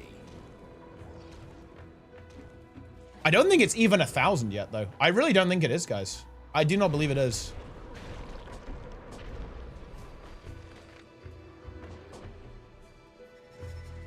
Oh, no, it is, actually. It is. So right now... Oh, actually, it's more than I thought, actually, to be fair. They did nerf this boss pretty hard. Oh, it's actually not that bad. I thought it was going to be way worse than this. Okay, yeah, 1,200 guilds have cleared Lura. But they had to, but the thing is, they had to really aggressively nerf it. Like, the version of the boss now is, it wouldn't be that inaccurate to say it's basically a completely different boss now. Like, they nerfed it very early and very aggressively as well. Like, I haven't seen nerfs this aggressive for quite a while. And it's because they had to make it just absolutely psychotic, right? For Race to Worlds First.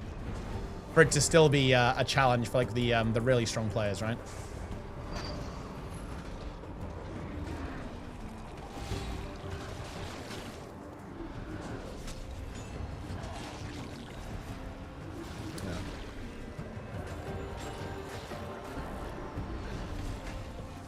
Enchanted Spell Guardian. Oh, Holosmith player. Excellent choice.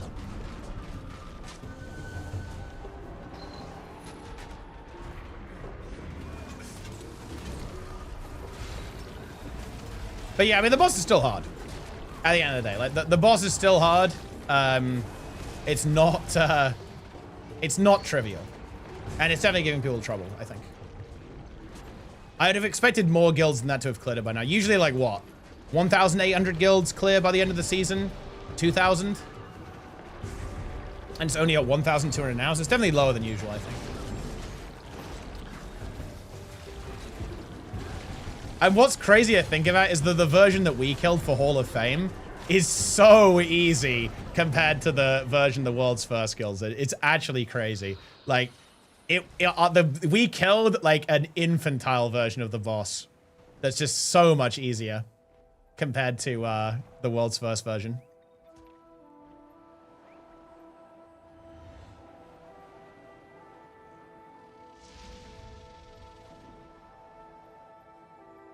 Laura the Disbander? Yeah, Laura is definitely the Disbander. How about Decima? She was first released. Look, I maintain this. I think Decima normal mode is harder than CM, or was harder than CM when it was released. So Decima, like, normal mode was not free, right? It was not free on release. Because if anyone died, it was just over. And also, it was very easy to actually enrage the boss. I still think this was a mistake to do this on Decima. Making the charge reset between phases, I think, just made the boss so much easier. I'm pretty sure they were worried about it being too difficult. But yeah, I think big mistake. It made the fight very easy. Decima CM is very easy.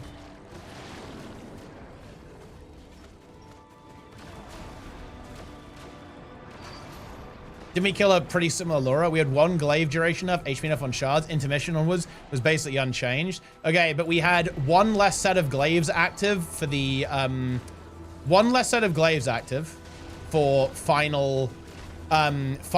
shards in P1. The nerf was a wash, right? Because they basically nerfed the really OP shard killing classes and then nerfed the HP accordingly. So we basically did like the same shards, but with more eye level and damage buff, obviously. Intermission was the same. Intermission was nerfed that shit, but I think I'm not sure if we played it nerfed though. I think intermission was the same. P2 was basically the same, but the P3 transition was a billion times easier for us because we only had to do 2 soaks. World's First had to do 3. And P3 was 1,000,000 times harder because the DPS check was actually relevant and you had to play all memory games, including the 4-step memory game with only 1 crystal as well. So yeah, like it was much easier.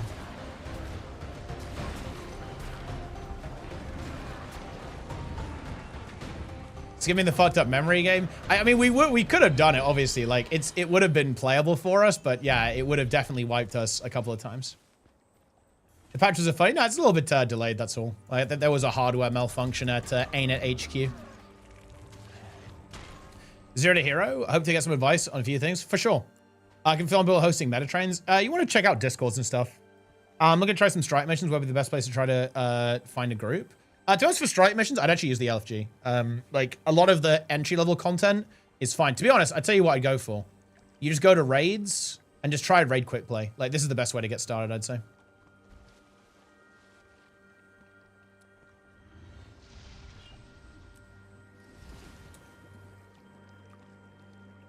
Why are you guys typing XDD tree?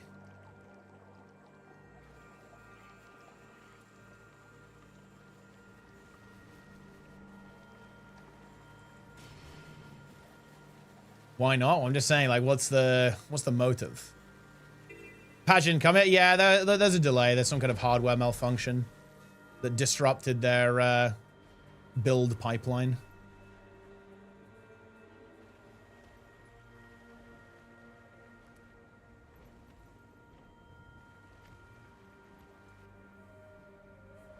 Delayed equals cancelled. Truth nuke. Any changes? Yeah, there'll be a couple of tweaks, I think. What are you guys thinking about truth nukes? Do we like truth nukes here, guys?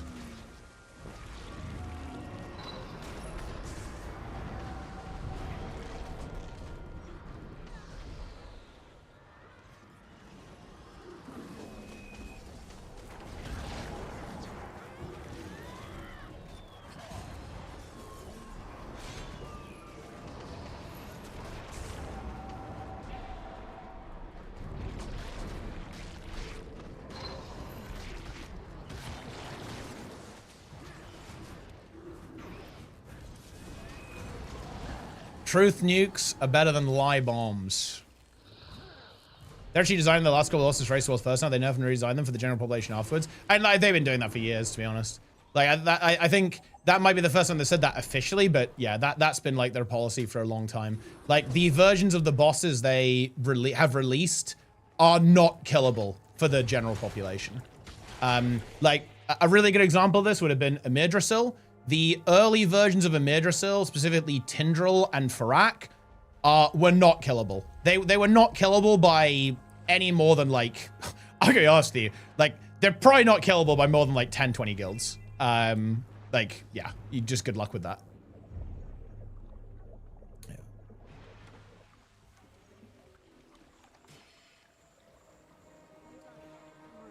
Three second seed, 20 seed Tindral. Good luck.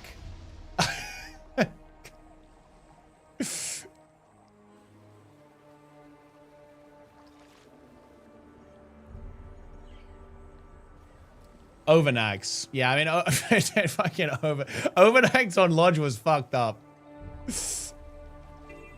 Yeah.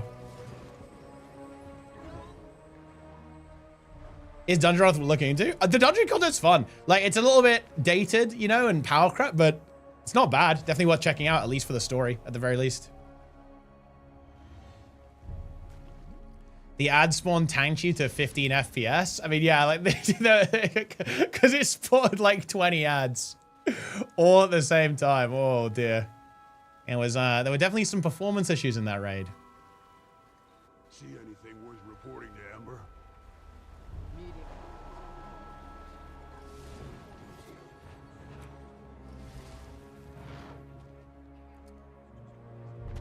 They've been for a while. They actually said it officially. For sure, yeah. I think it's good to have like a transparent policy on stuff like that.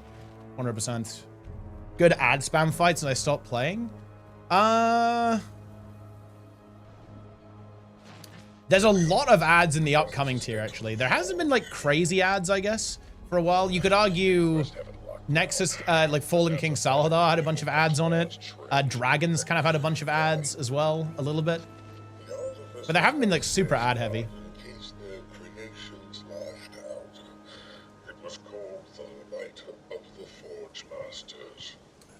I guess we just do the meta again, actually. And that would finish this XP. Sounds like a solution. You like M+ using the Fellowship? Yeah, I'm familiar with the game. Like, the issue I have with Fellowship is I don't see a compelling reason for why I would just not play WoW. If I had, like, infinite time, and I guess Fellowship would be fun to play when in the downtime, I guess, like, in between WoW. But, like, right now, I don't feel like I'm running out of stuff to do in WoW, right? If I was running out of stuff to do in WoW, I think I'd probably play Fellowship. But because I'm not, I don't think I really feel much of a strong motive to do that. Because I feel like Fellowship is too much like Mythic Plus the game. I don't think it really has enough. It's not distinct enough from WoW. Like, Fellowship is just Mythic Plus the video game. But I can play Mythic Plus in WoW, and it comes with a whole game attached to it.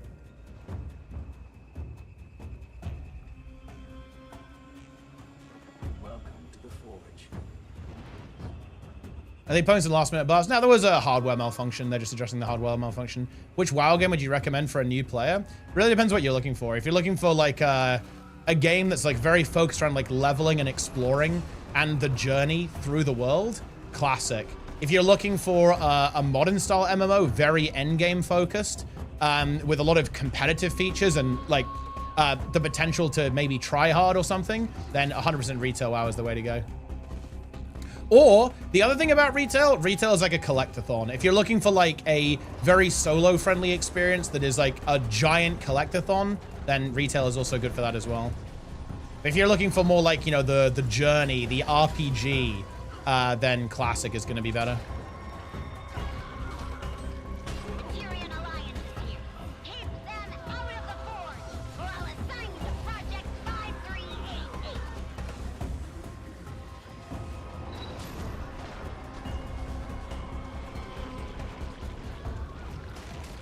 Need to get that WoW referral in, guys. It's actually really weird. Like, there is a WoW partner program, but I have no idea how it works. I have no idea how you get in, or like if you apply or whatever. I have no idea how any of that works. It's not transparent at all. I guess to be fair, the ArenaNet partner program can be confusing, but at least it's like an application form.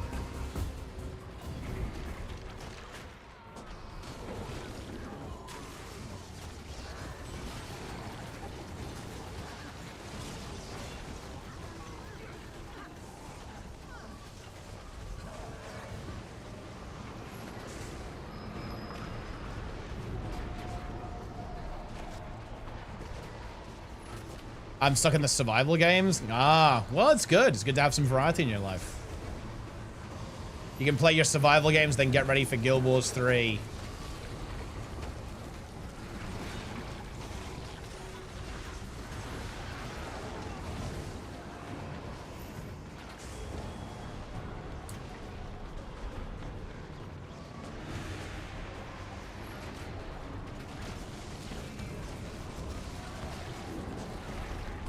I feel like they just really fucked up the tuning of the ads though on the dragons, right?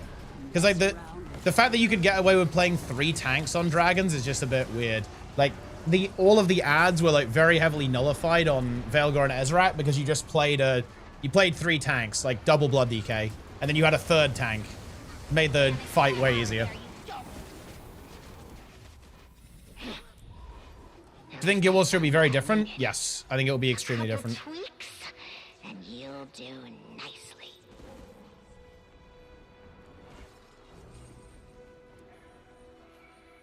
In retail, what's the hardest but most satisfying class, in your opinion? I don't know because I haven't played every class, but I would say Mage is probably one of the classes that has extremely high skill expression.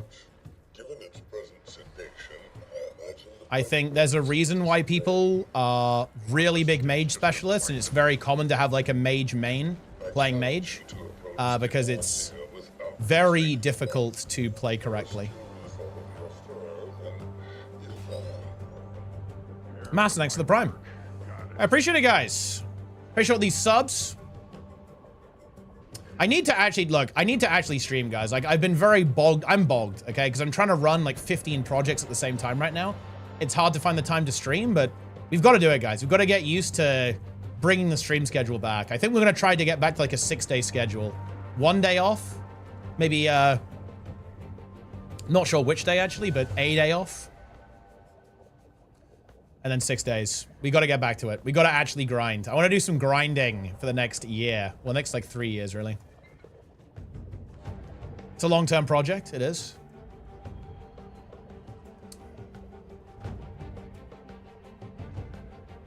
But yeah, I would say specifically Fire Mage. Fire Mage is really fun to play. It is extremely difficult to play quote-unquote correctly or perfectly. It's deceptively simple, but it's incredibly fun. I think they have made it worse. They removed Sun King's Blessing. Feels bad, but it's probably still okay. I just really like just the way Hot Streak works is very good.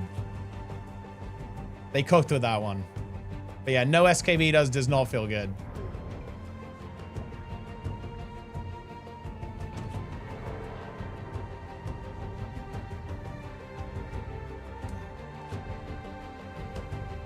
hard casting pyros sucks dog ass. Thing is though, you have shimmer. It doesn't suck dog ass. You have shimmer, and then you get combust when you cast your pyro, but you don't anymore. You don't have that. But like, you have pyroclasm, which is not really the same thing, I guess. But you know, it's cold consolation compared to the glorious SKB.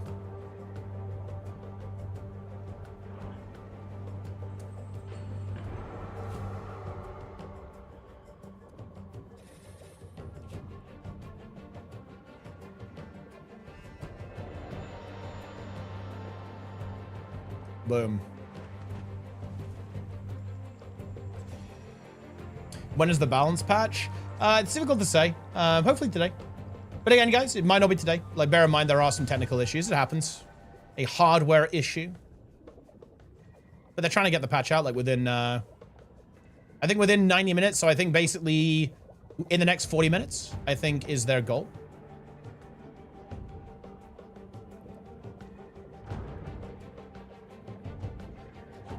But again, it might not happen. Generic name for skills like Focus 4 that group enemies to a central point. I think people just refer to it as a pull.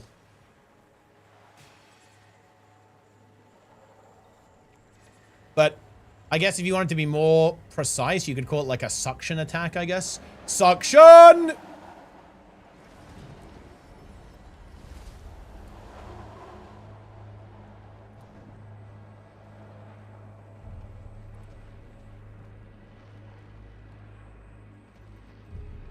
Saying mage is hard to play. It is. Yeah, like mage is like hard to play. Like the difference.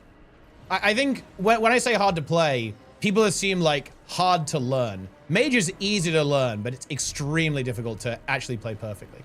There's a reason. There's a huge difference in skill expression between like you know, a good mage and an amazing mage. That's what I mean by that. Like, I think people tend to assume hard to play means hard to learn. So in other words, like a really harsh skill curve at the start. But that, in my opinion, is very rarely actually the most important part of skill expression. The most important part of skill expression is always what's the difference between like a good player and an amazing player. That's where things get interesting.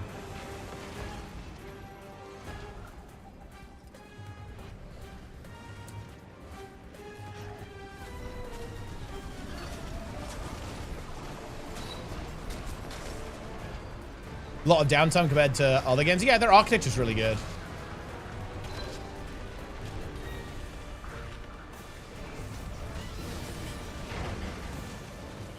I think other games could swap to it, like WoW, if they wanted to. But the issue is, it would probably be a lot of work for them to change how their servers work for that. And I think they honestly just don't think the juice is worth the squeeze.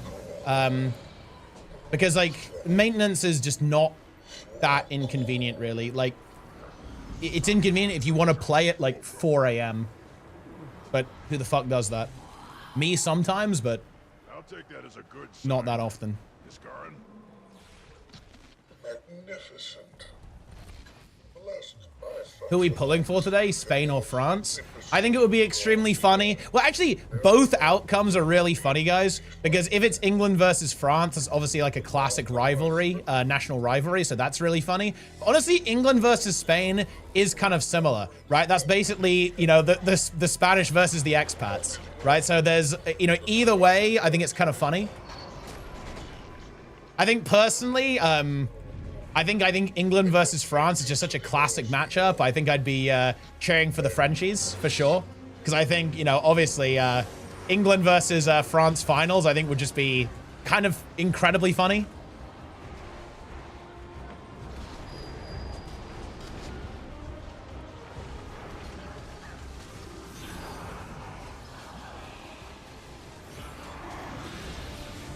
Well, yeah, England versus Argentina is hilarious. That is a really funny meme. Don't bring up the Falklands, guys. Don't mention it. Don't mention the Top Gear special.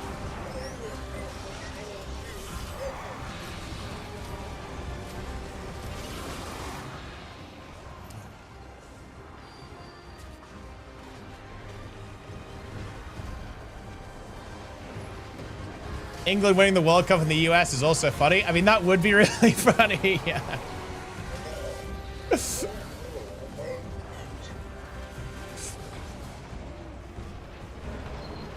England is already out. Like the ref doesn't like us. I mean, well, I guess it's unlucky. I don't know. Anyone versus England is a meme? Oh, it definitely is. Like, everyone versus England is a meme, but there are some are more meme than others. And definitely, like, Argentina and France are, like, very powerful memes.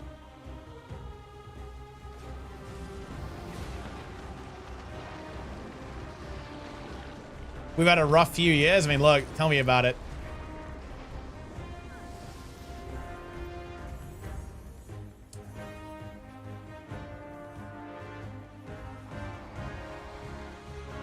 English or Spanish? Well, England versus Spain would only happen if Spain beats France in the World Cup. Get me off. Because we're not in the same part of the bracket. It's England versus Argentina and Spain versus France. It's only growing more desperate to stop you.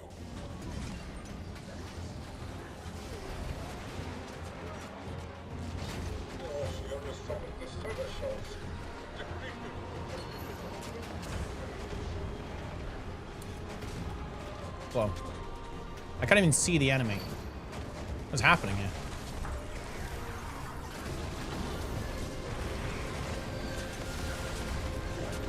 If Guild Wars 3 ends up being huge, do you see yourself changing them at your stream content, or are you reckon to keep things the same? He says the biggest Guild Wars streamer. And if Guild Wars 3 goes big, then, I mean, it will be good for me, I guess. To be honest, staying as the biggest Guild Wars streamer, I would say is actually extremely unlikely. The reason for that is because at the end of the day, I'm a big old fish in a tiny pond. Like when Guild Wars 3 comes around, you're gonna have real streamers play this game. Real streamers with actual big followings, and there will be no competing with that. Like, I mean, could get lucky, right? Could get really lucky and kind of pop off.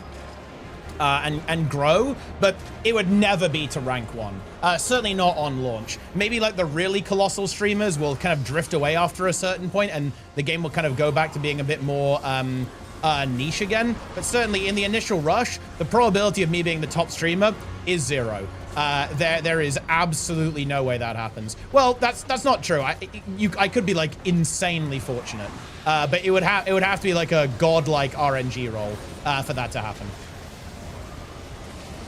And who knows, like, I can definitely probably, like, be very successful, right? Like, I can probably get involved with that, right? I can do collaborations with all the big streamers because I'm the Guild Wars guy, so I'm in a pretty good position, right? I'm in a good position to, you know, like, collaborate and network with people with, you know, communities much bigger than mine, like, much more successful streamers than I am, for sure. But, yeah, outside of, like, getting very, very lucky and, you know, doing really good content and being in the right place at the right time, being the biggest Guild Wars streamer is very unlikely. Build up more rep. Yeah, I definitely want to do a lot of collaborations. I mean, it's kind of interesting, like Luckthos has been playing the game. I definitely love to talk to Preach again, actually, about his thoughts on Guild Wars 3. He made a video about it recently. Well, not exactly about Guild Wars 3 specifically, but kind of like the general concept of the MMOs evolving as well. So yeah, for sure. Like, it's time, you know, it's definitely time to do a little networking, guys.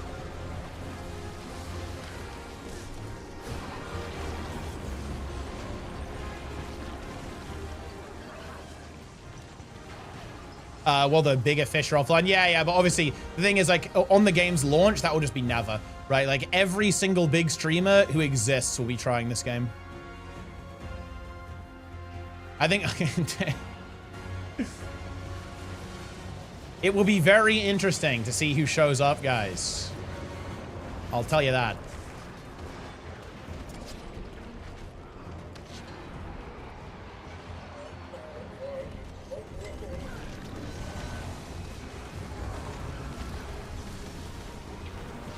Stagger, yeah. WoW with big streamers though sounds like the most unfit, unfun shit ever. I mean, it's fine if you're in it. Look, it's a Marmite thing. If you're into that thing, It's amazing. Like, for example, OnlyFans. Here's a good example of this. Like, OnlyFans was amazing. Even if you weren't playing in OnlyFans, that shit, like, unironically revitalized Classic in such a crazy way. Especially hardcore. And ultimately, it's probably a big reason why they even added official hardcore anyway to the game was because of OnlyFans, right? So if you're into that type of thing, it's really good. If you're not, you're gonna think it's shit.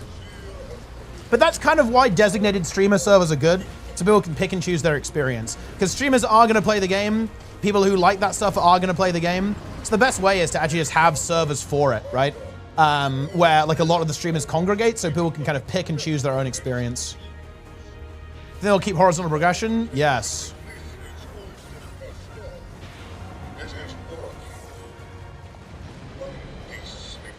But no, I will obviously be going nuclear during Guild Wars 3.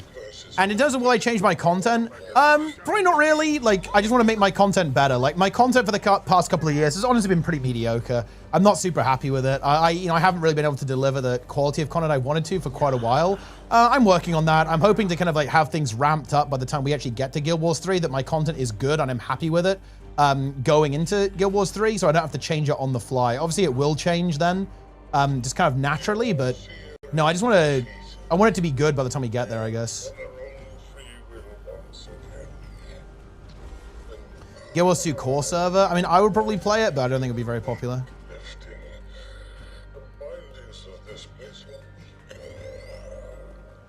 Curse broken. Will you sleep during the first week? I mean, I think I'll probably go for my regular plan. Well, I don't know what I'll do. Like, I'm honestly seriously considering figuring out like a nuclear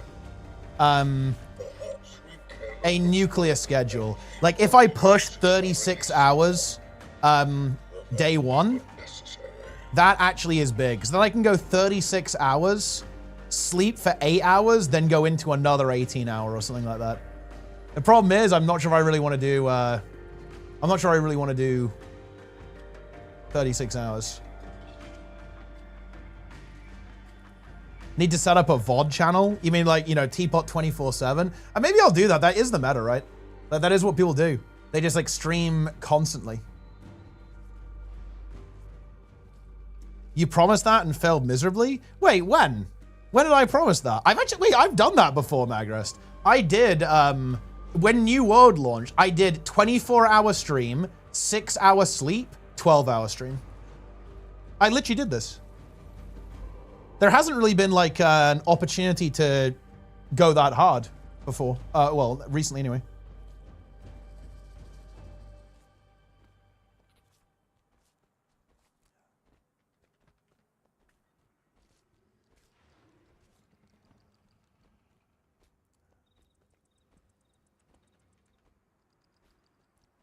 Pretty much.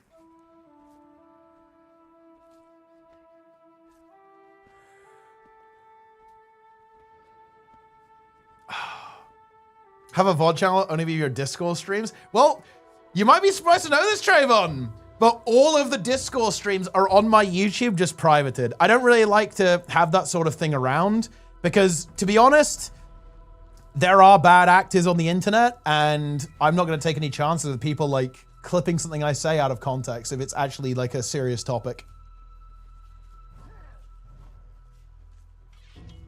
What do you think the ritual silly? I don't understand the skill, what it does. Basically, what it does is, it says when you take a really big hit, instead you get healed for the difference between that hit and 5%. So in other words, instead, let's say something hits you for 50% of your health.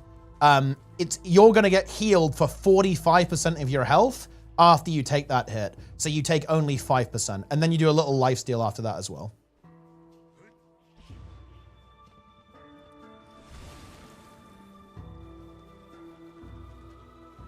So that's what it does.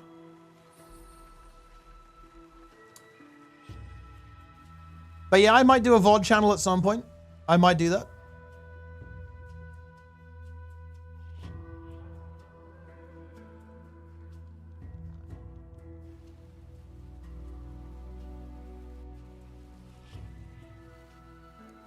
any particular mechanics that really works against. It actually is one of those ones that doesn't really work on mechanics very much because of how it works.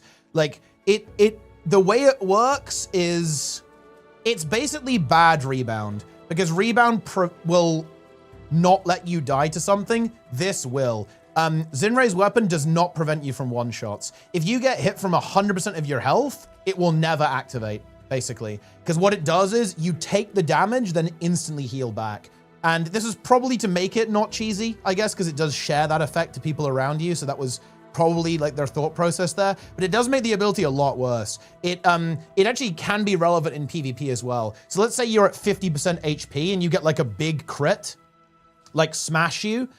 It won't save you. So this ability is actually quite a bit worse than it might make out. It does compensate, though, to be clear, for this, because what it is really good for, it's an AoE stun break. It does sustain you a little bit, and it gives you a stack of stability too. So it's a good ability, but the actual lifesteal component of it is a lot weaker than you might think. You don't really play around you take 5% health. It's more like, oh, I need a stun break. I'm gonna get some free lifesteal off this and get a bit of resustain, and I can stun break allies and give myself a stack of stability. This is particularly relevant on Ritualist. For example, like what you can do here, right, is you can do this, and then you give yourself a stack of stability to cover getting your preservation up in PvP, and then go into Innovate. Or you can use it to get your heal skill off. You can stun break into a heal skill. It's hard to prevent you from doing that.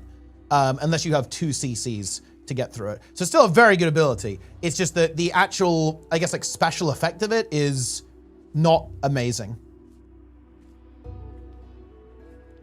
And yeah, there aren't really great alternatives in competitive either. Like you're not gonna run Plague Lands. You're not gonna run Golem in PvP. And I mean, you could run Lich Form, I guess, but having another stun break is really good because like Necro is a class that is very reliant on stun break, so having a stun break on your elite skill is actually really nice. Does it work against Veil Guardian Greens? No.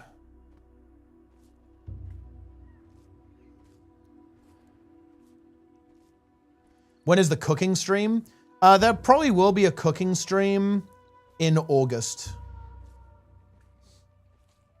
Because the boys are coming over. Jester, Planix, and Lynn are going to be at my place in August, and they want to do a cooking stream.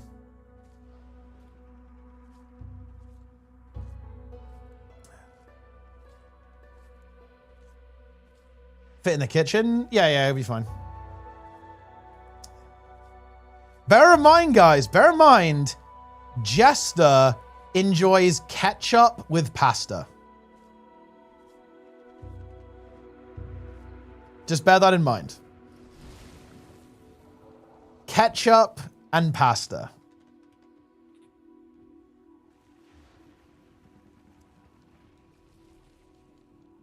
Would you recommend to sell the first craft legendary or keep it? I'd keep it, but selling it is a perfectly fine choice too if you want to, say, buy some quality of life instead. He wouldn't eat a rad roach. To be honest, pasta with ketchup is on the same level as a rad roach. It's the same level as bugs.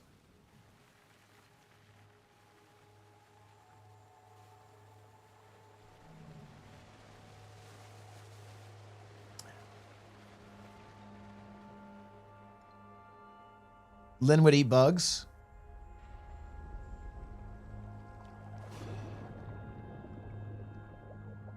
Is the patch live? No, the patch is live. I actually might quickly grab a snack as well before the patch goes live. It should be going live about, I think their ETA was 20 minutes. But the ETA was 20 minutes, assuming that they're able to iron out these issues. Bear in mind, like a hardware malfunction can obviously be very disruptive. So I might quickly grab a snack, actually.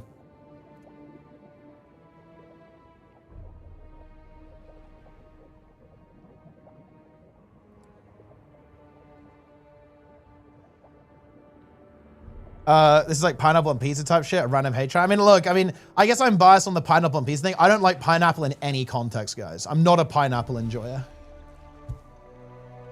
Is there anything else in this patch that the balance nuke? It's just the balance nuke, yeah. And Dungeon Rush, I guess. But like, you know, that's obviously just an event that's coming back.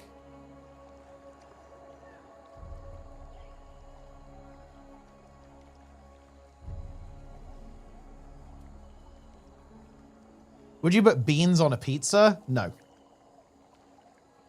Beans do not belong on a pizza. I don't think so anyway.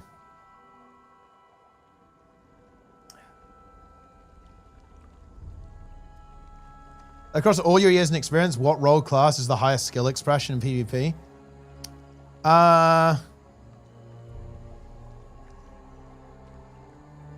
There's a couple of candidates. I think it's Mesmer builds, Thief builds, and probably Warrior builds. Specifically Spellbreaker, I think.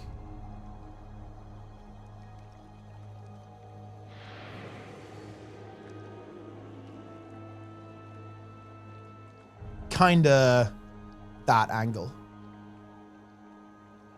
I would give a special shout out actually to support too, but support, I will be completely real.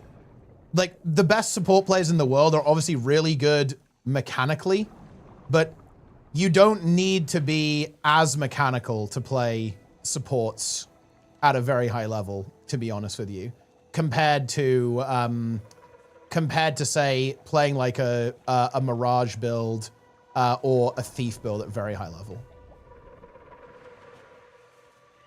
or a Warrior or Spellbreaker at very high level.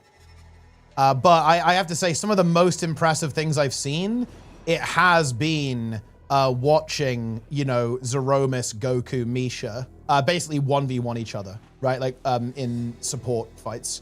It's crazy skill expressive to see supports try to out-rotate each other and outplay each other in the fights. But it's a different kind of skill expression.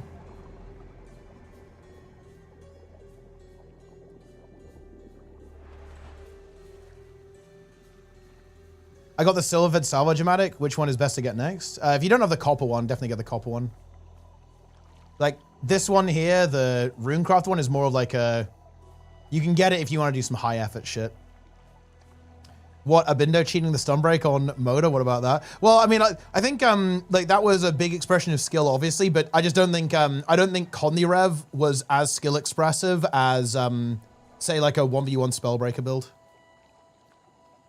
But obviously that was obviously a very high degree of skill expression, but I don't think that build in particular was that skill expressive.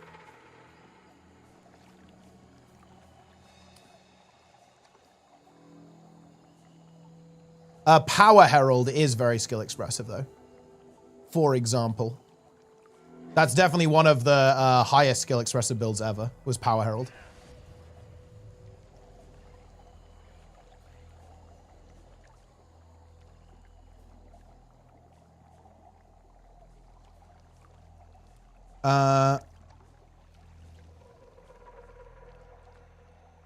Barbecue beans might be pretty good. I mean, yeah, maybe. We're talking PvP or PvE? PvP.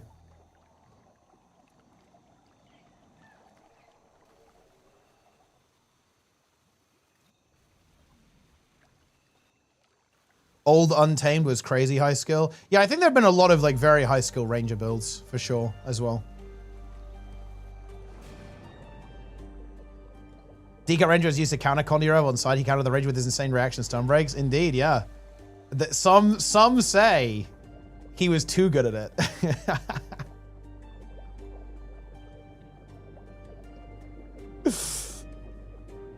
That's funny.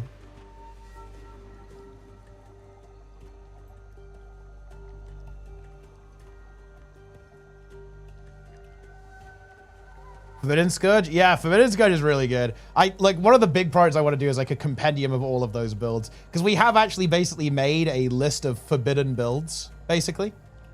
Over the years, we have forbidden builds for a bunch of different specs, basically one for each class, and they're all really good. But we haven't really posted them. This patch will mark the end of Guild Wars 2. Shout out to Bozo in the chat. Canada enjoyer. Next time, guys, I go, look, in a couple of months, I might be able to talk about the Canada trip a little bit. I'm not sure about that. I really wish I could have streamed more, man. Like there was a good reason why I didn't. I had my GoPro there. I had my full stream setup, right? Like I had everything, right? I had unlimited data to stream from my phone, all these battery packs and stuff. But unfortunately, it just didn't work out. I'm going to talk a little bit about why at some point. There are loads of amazing photos, but I can't really talk about it too much right now. But don't worry. I will hopefully be able to talk about it at some point. But yeah, in the future, that won't be the case. I definitely plan, like when I'm traveling, I'll be streaming a lot. Because it was a really fun trip. It was really great. Like Canada, very, very fine country. It was an amazing experience.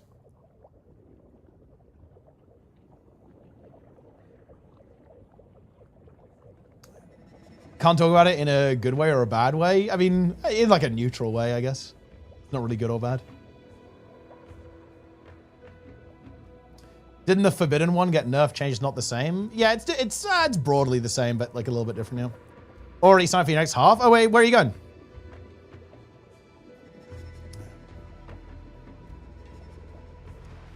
Has anything more hype than ERP finals happened in this game? I do think I'm not sure if ERP 3 finals has been beaten. I unfortunately, that kind of was the peak. I think ERP 3 grand finals is still unmatched. I'm hoping that we can maybe challenge that.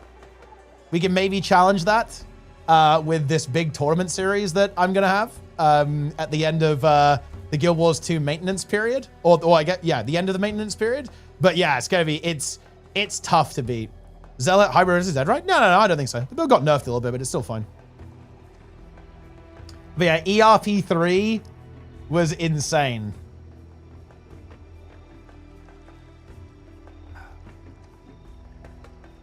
Since they have the time, they're... Dude, can you guys remember when... Holy, dude, doing a fucking raid wing took 30 minutes. about to hit 10% themselves. One more and it'll be... So for context here, guys, this was a best of 5 between Snowify and Lucky Noobs, okay? It was it's insanely close. They're on the last boss. They're 4% apart with LN actually behind. They're behind by 4%. But guys... There's 10. I hate to say it, a blunder happens. There's an add up for ST. Who's gonna get this? God. I can't call it. I'm gonna have to. It's so close because LN had slightly better DPS on this boss as well, because obviously they're running slightly different comps, so it's a bit different. But look, you can see the mechanics happening at the same time here, right? And look, you know, it's funny. They both make the same mistake. They're obviously like super wide, like mega high adrenaline, right? At this point, so they both get hit by the mechanics. There's fire from. But yeah, like really tragically, this is fucking brutal, man. Like ST get clipped by it, and I think didn't realize they got clipped by it because it's like they were right at the edge, right? And they didn't notice it. I think the LN players were like slightly more in it, so they did notice it. And as you can see here, the AOE just brutally kills 3 members here almost immediately. No, ST! They instantly lose 3 players. I don't believe it! Oh my God! No way! LN are gonna... And LN actually get it. There's no way they can keep the DPS up. They still have 6 players. But No way! It cannot be! Yeah. LN is gonna take it. ST is wiping. I'm ready on the timer. LN wins ERP 3! No! And they won it by 6 seconds in the end. Oh! And ST! And this was 5-3, by the way. It was 2-all. It was a best of 5 grand finals, 2-2. So this was like the sudden death, ultimate death match. Wing 7 CMs. 6 seconds! 6 seconds after LN!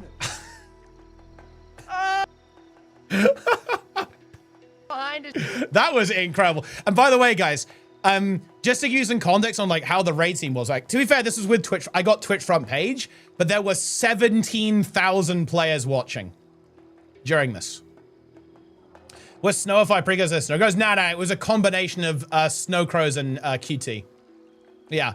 So there were 17,000 8,000 people watching this, okay? Yeah. Yeah, I mean, it was epic. There hasn't been anything that's matched it. Like, nothing has matched this, I think.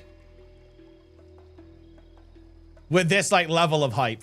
Because it had the hype trailer that was really funny and really good, especially for the time. It had really strong contenders, right? Like, it was fucking nuclear. Like, it was absolutely nuclear. What was Moda peak numbers? I think about 8K, if I'm not mistaken, Moda 1. I think, I don't recall exactly. It was either 6K or 8K, if I'm not mistaken. But I don't recall exactly.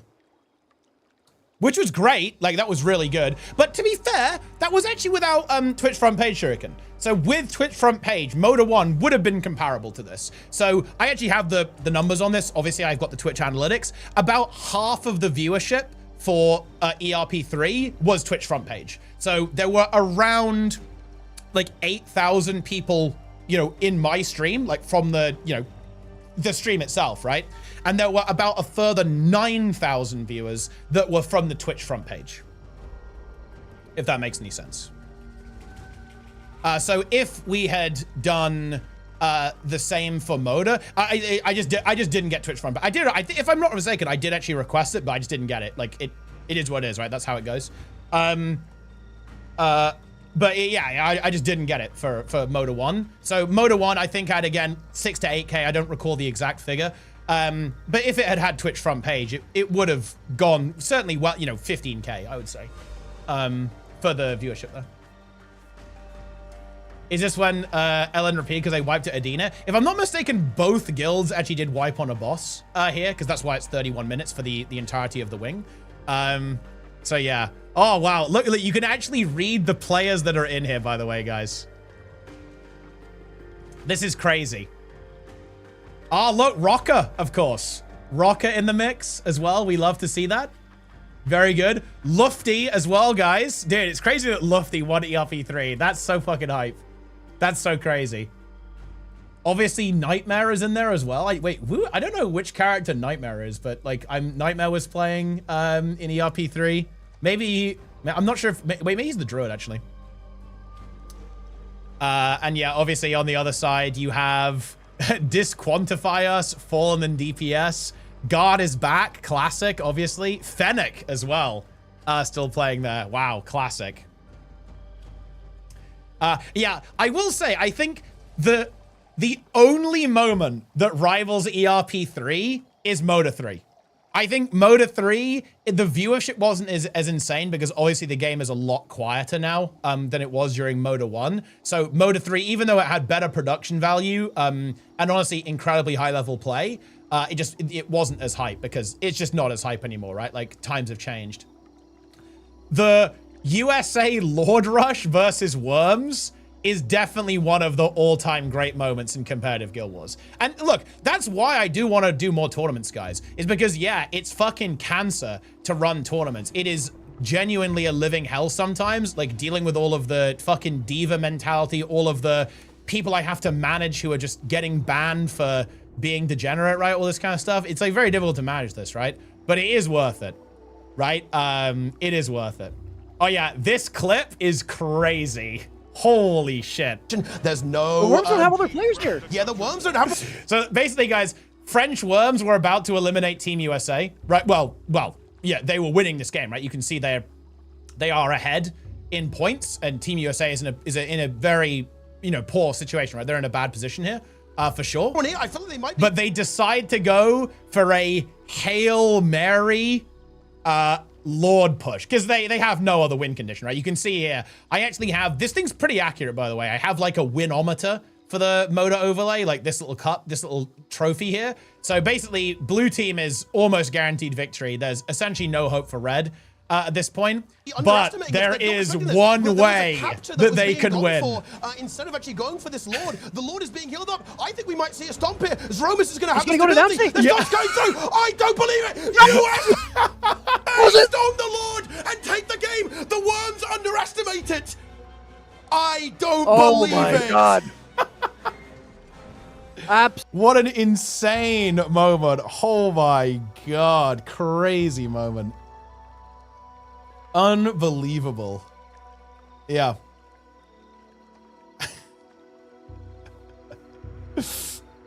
What a game. What a game.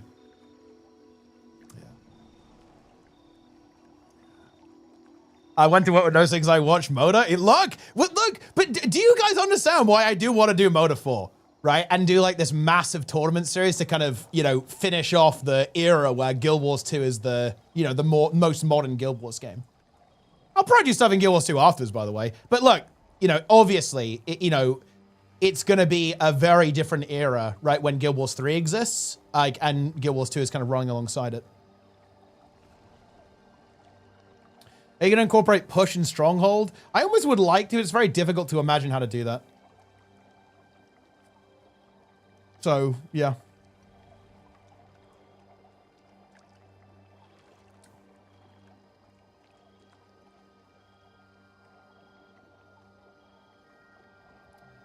Push Moda, my dream.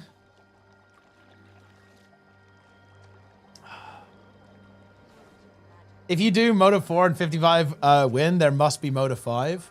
Well, I mean, it really depends how Guild Wars 3 goes. Like, I could definitely imagine the hardcore scene in Guild Wars 2, in every game mode actually, like really descending, even more so than it is now after a 3 release. Because obviously hardcore players in particular are going to be attracted to the game that's getting more content releases, has more players on it, and ultimately therefore is more competitive.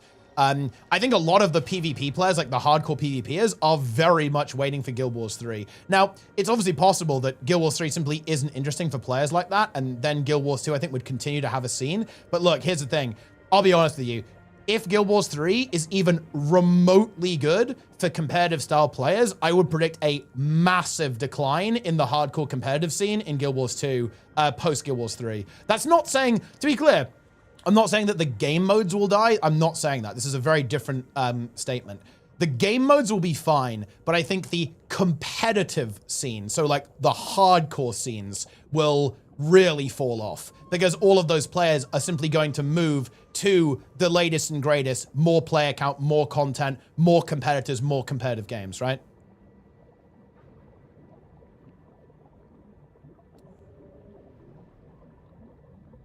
Pretty much.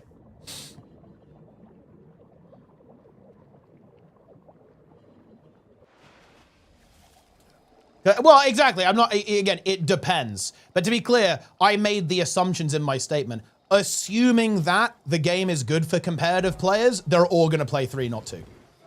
Like, if Guild Wars 3 isn't good for competitive play, then yeah, nothing changes, right? But to be clear, listen to, you know, make sure we take into account what I said there. I very specifically said, assuming it is good for competition, people are going to move on.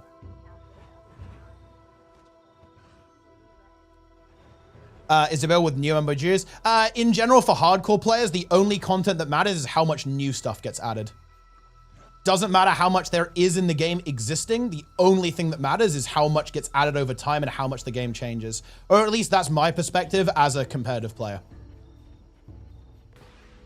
For example, in my mind, like I find WoW to be really fun from a competitive perspective, because even though ultimately the game moves on, right? It's seasonal. You know, the patch is relevant, then you move on to the next one. The old stuff just isn't really that important anymore. Like for me, the fact that it just releases so much content so quickly just infinitely outweighs having content stay relevant forever. But again, I want to be clear, that's from a very specific competitive player standpoint. Like when I'm thinking about like playing competitively, that's what I think. Obviously, there are like major pros to having stuff stay around forever.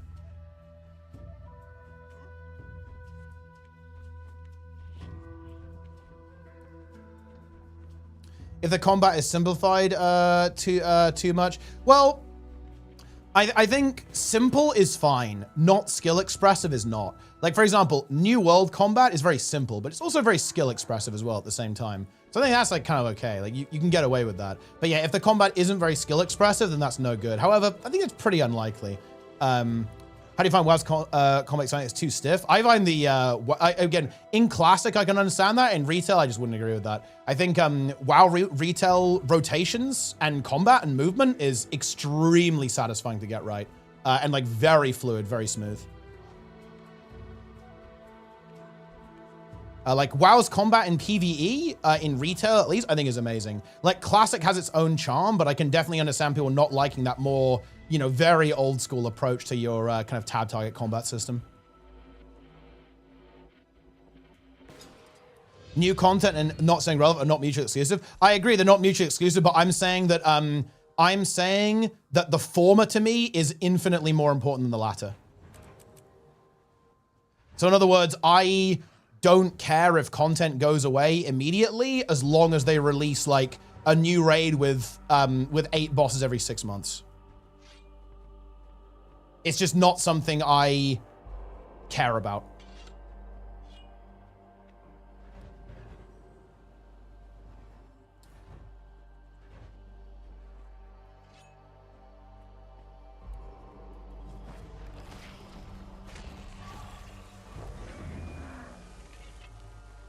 It's good. Like, I view it as a positive, right? Like, you know, I think it will be better if you could go back and, you know, like go and reprog some of the older WoW content, but it'll be difficult to do that because there's so much of it. Like, I think we're on tier 35 now. So there are 35 raids, raid tiers that have been added to the game. That's a lot. Is 14 coming out with a new expansion? Yeah. It's next January, if I'm not mistaken. They announced it a while ago. Boom. There you go.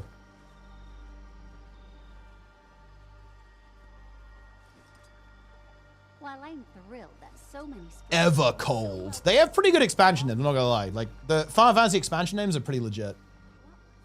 I guess WoW is decent. Midnight, I think, is a good expansion name. The War Within, a little bit less good. Dragonflight, it's okay.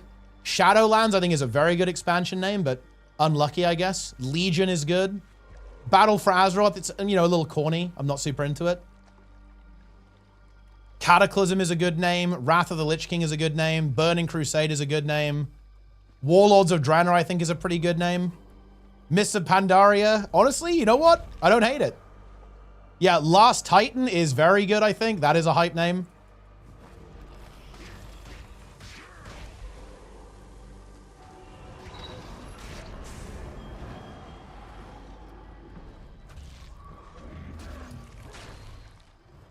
We're still working through issues. Oh, wow. Okay, so it looks like we haven't quite resolved those issues just yet, guys. But to be fair, it happens. So it looks like it's not going to be for a while, guys. We'll post an update around 1 p.m. PT 2 hours from now. So yeah, guys, look, I'm going to read between the lines here. It certainly for us Euro friends, I think it's pretty unlikely we actually see the patch today.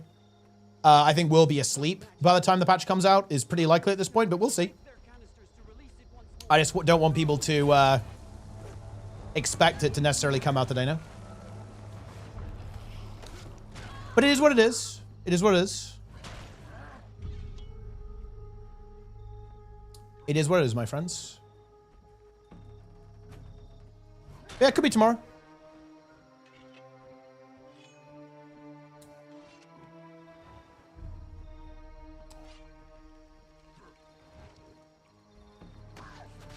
But we'll see. ArenaNet fumble? With the fair, it's not an ArenaNet fumble. If like your shit breaks, it breaks. There's not much you can do about that. Guys, bear in mind, my capture card broke during the Guild Wars 3 announcement. Seriously, like the card just failed. It happens. Like there's honestly not that much you can do about it. Like sometimes it just breaks. It is what it is.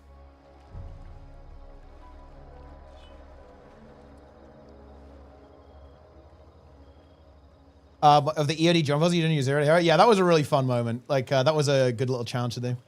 I enjoyed the unhinged jumping puzzle in EOD.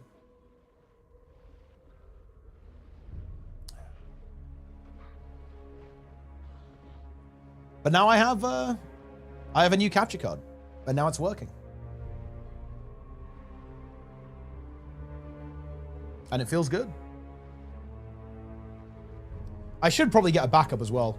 Because, well, I mean, technically speaking, I do have a backup, but it's like a shitty one. It only does 1080p 60 FPS. Whereas this one I have here will do 4K 60 or 1440p 144. So I don't really have a good backup. So maybe I should get a good backup.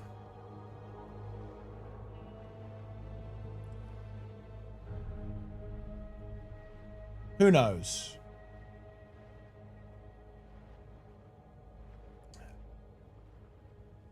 The patch is not out, guys.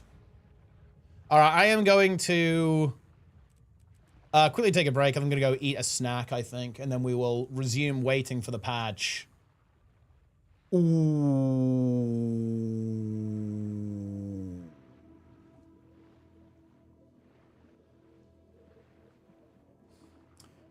That's what's happening.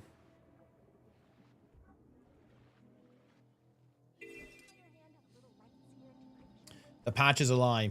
Any predictions on how ArenaNet will handle the near future of both Guild Wars games? What's next? When? So Guild Wars 2 is basically just going on fix the game mode for 18 months. Guild Wars 1 will probably get some experimental DLC style stuff. They haven't like said that in those exact words, but that's what they very heavily implied. What's the issue with releasing the notes? I mean, I don't know. I would like to see them. It would be nice to see the notes now, wouldn't it? ArenaNet, release the files. Roy, release the files. Trig, release the files. Yep, I am gonna be back in a moment. Maintenance mode being said. I mean, look, it's not maintenance mode. There is a really funny clip of a bit of a, you know, a bit of a slip up saying that we're going into maintenance mode, but it's not maintenance mode, guys. Maintenance mode is when like the game is not getting any more releases, right? They're just like keeping it running. But they're not. They're, you know, adding Hall of Monuments and like doing bug fixes and you know, fixing up old systems. It is not guys, it is not going in to maintenance mode. Guild Wars 2 is in maintenance mode.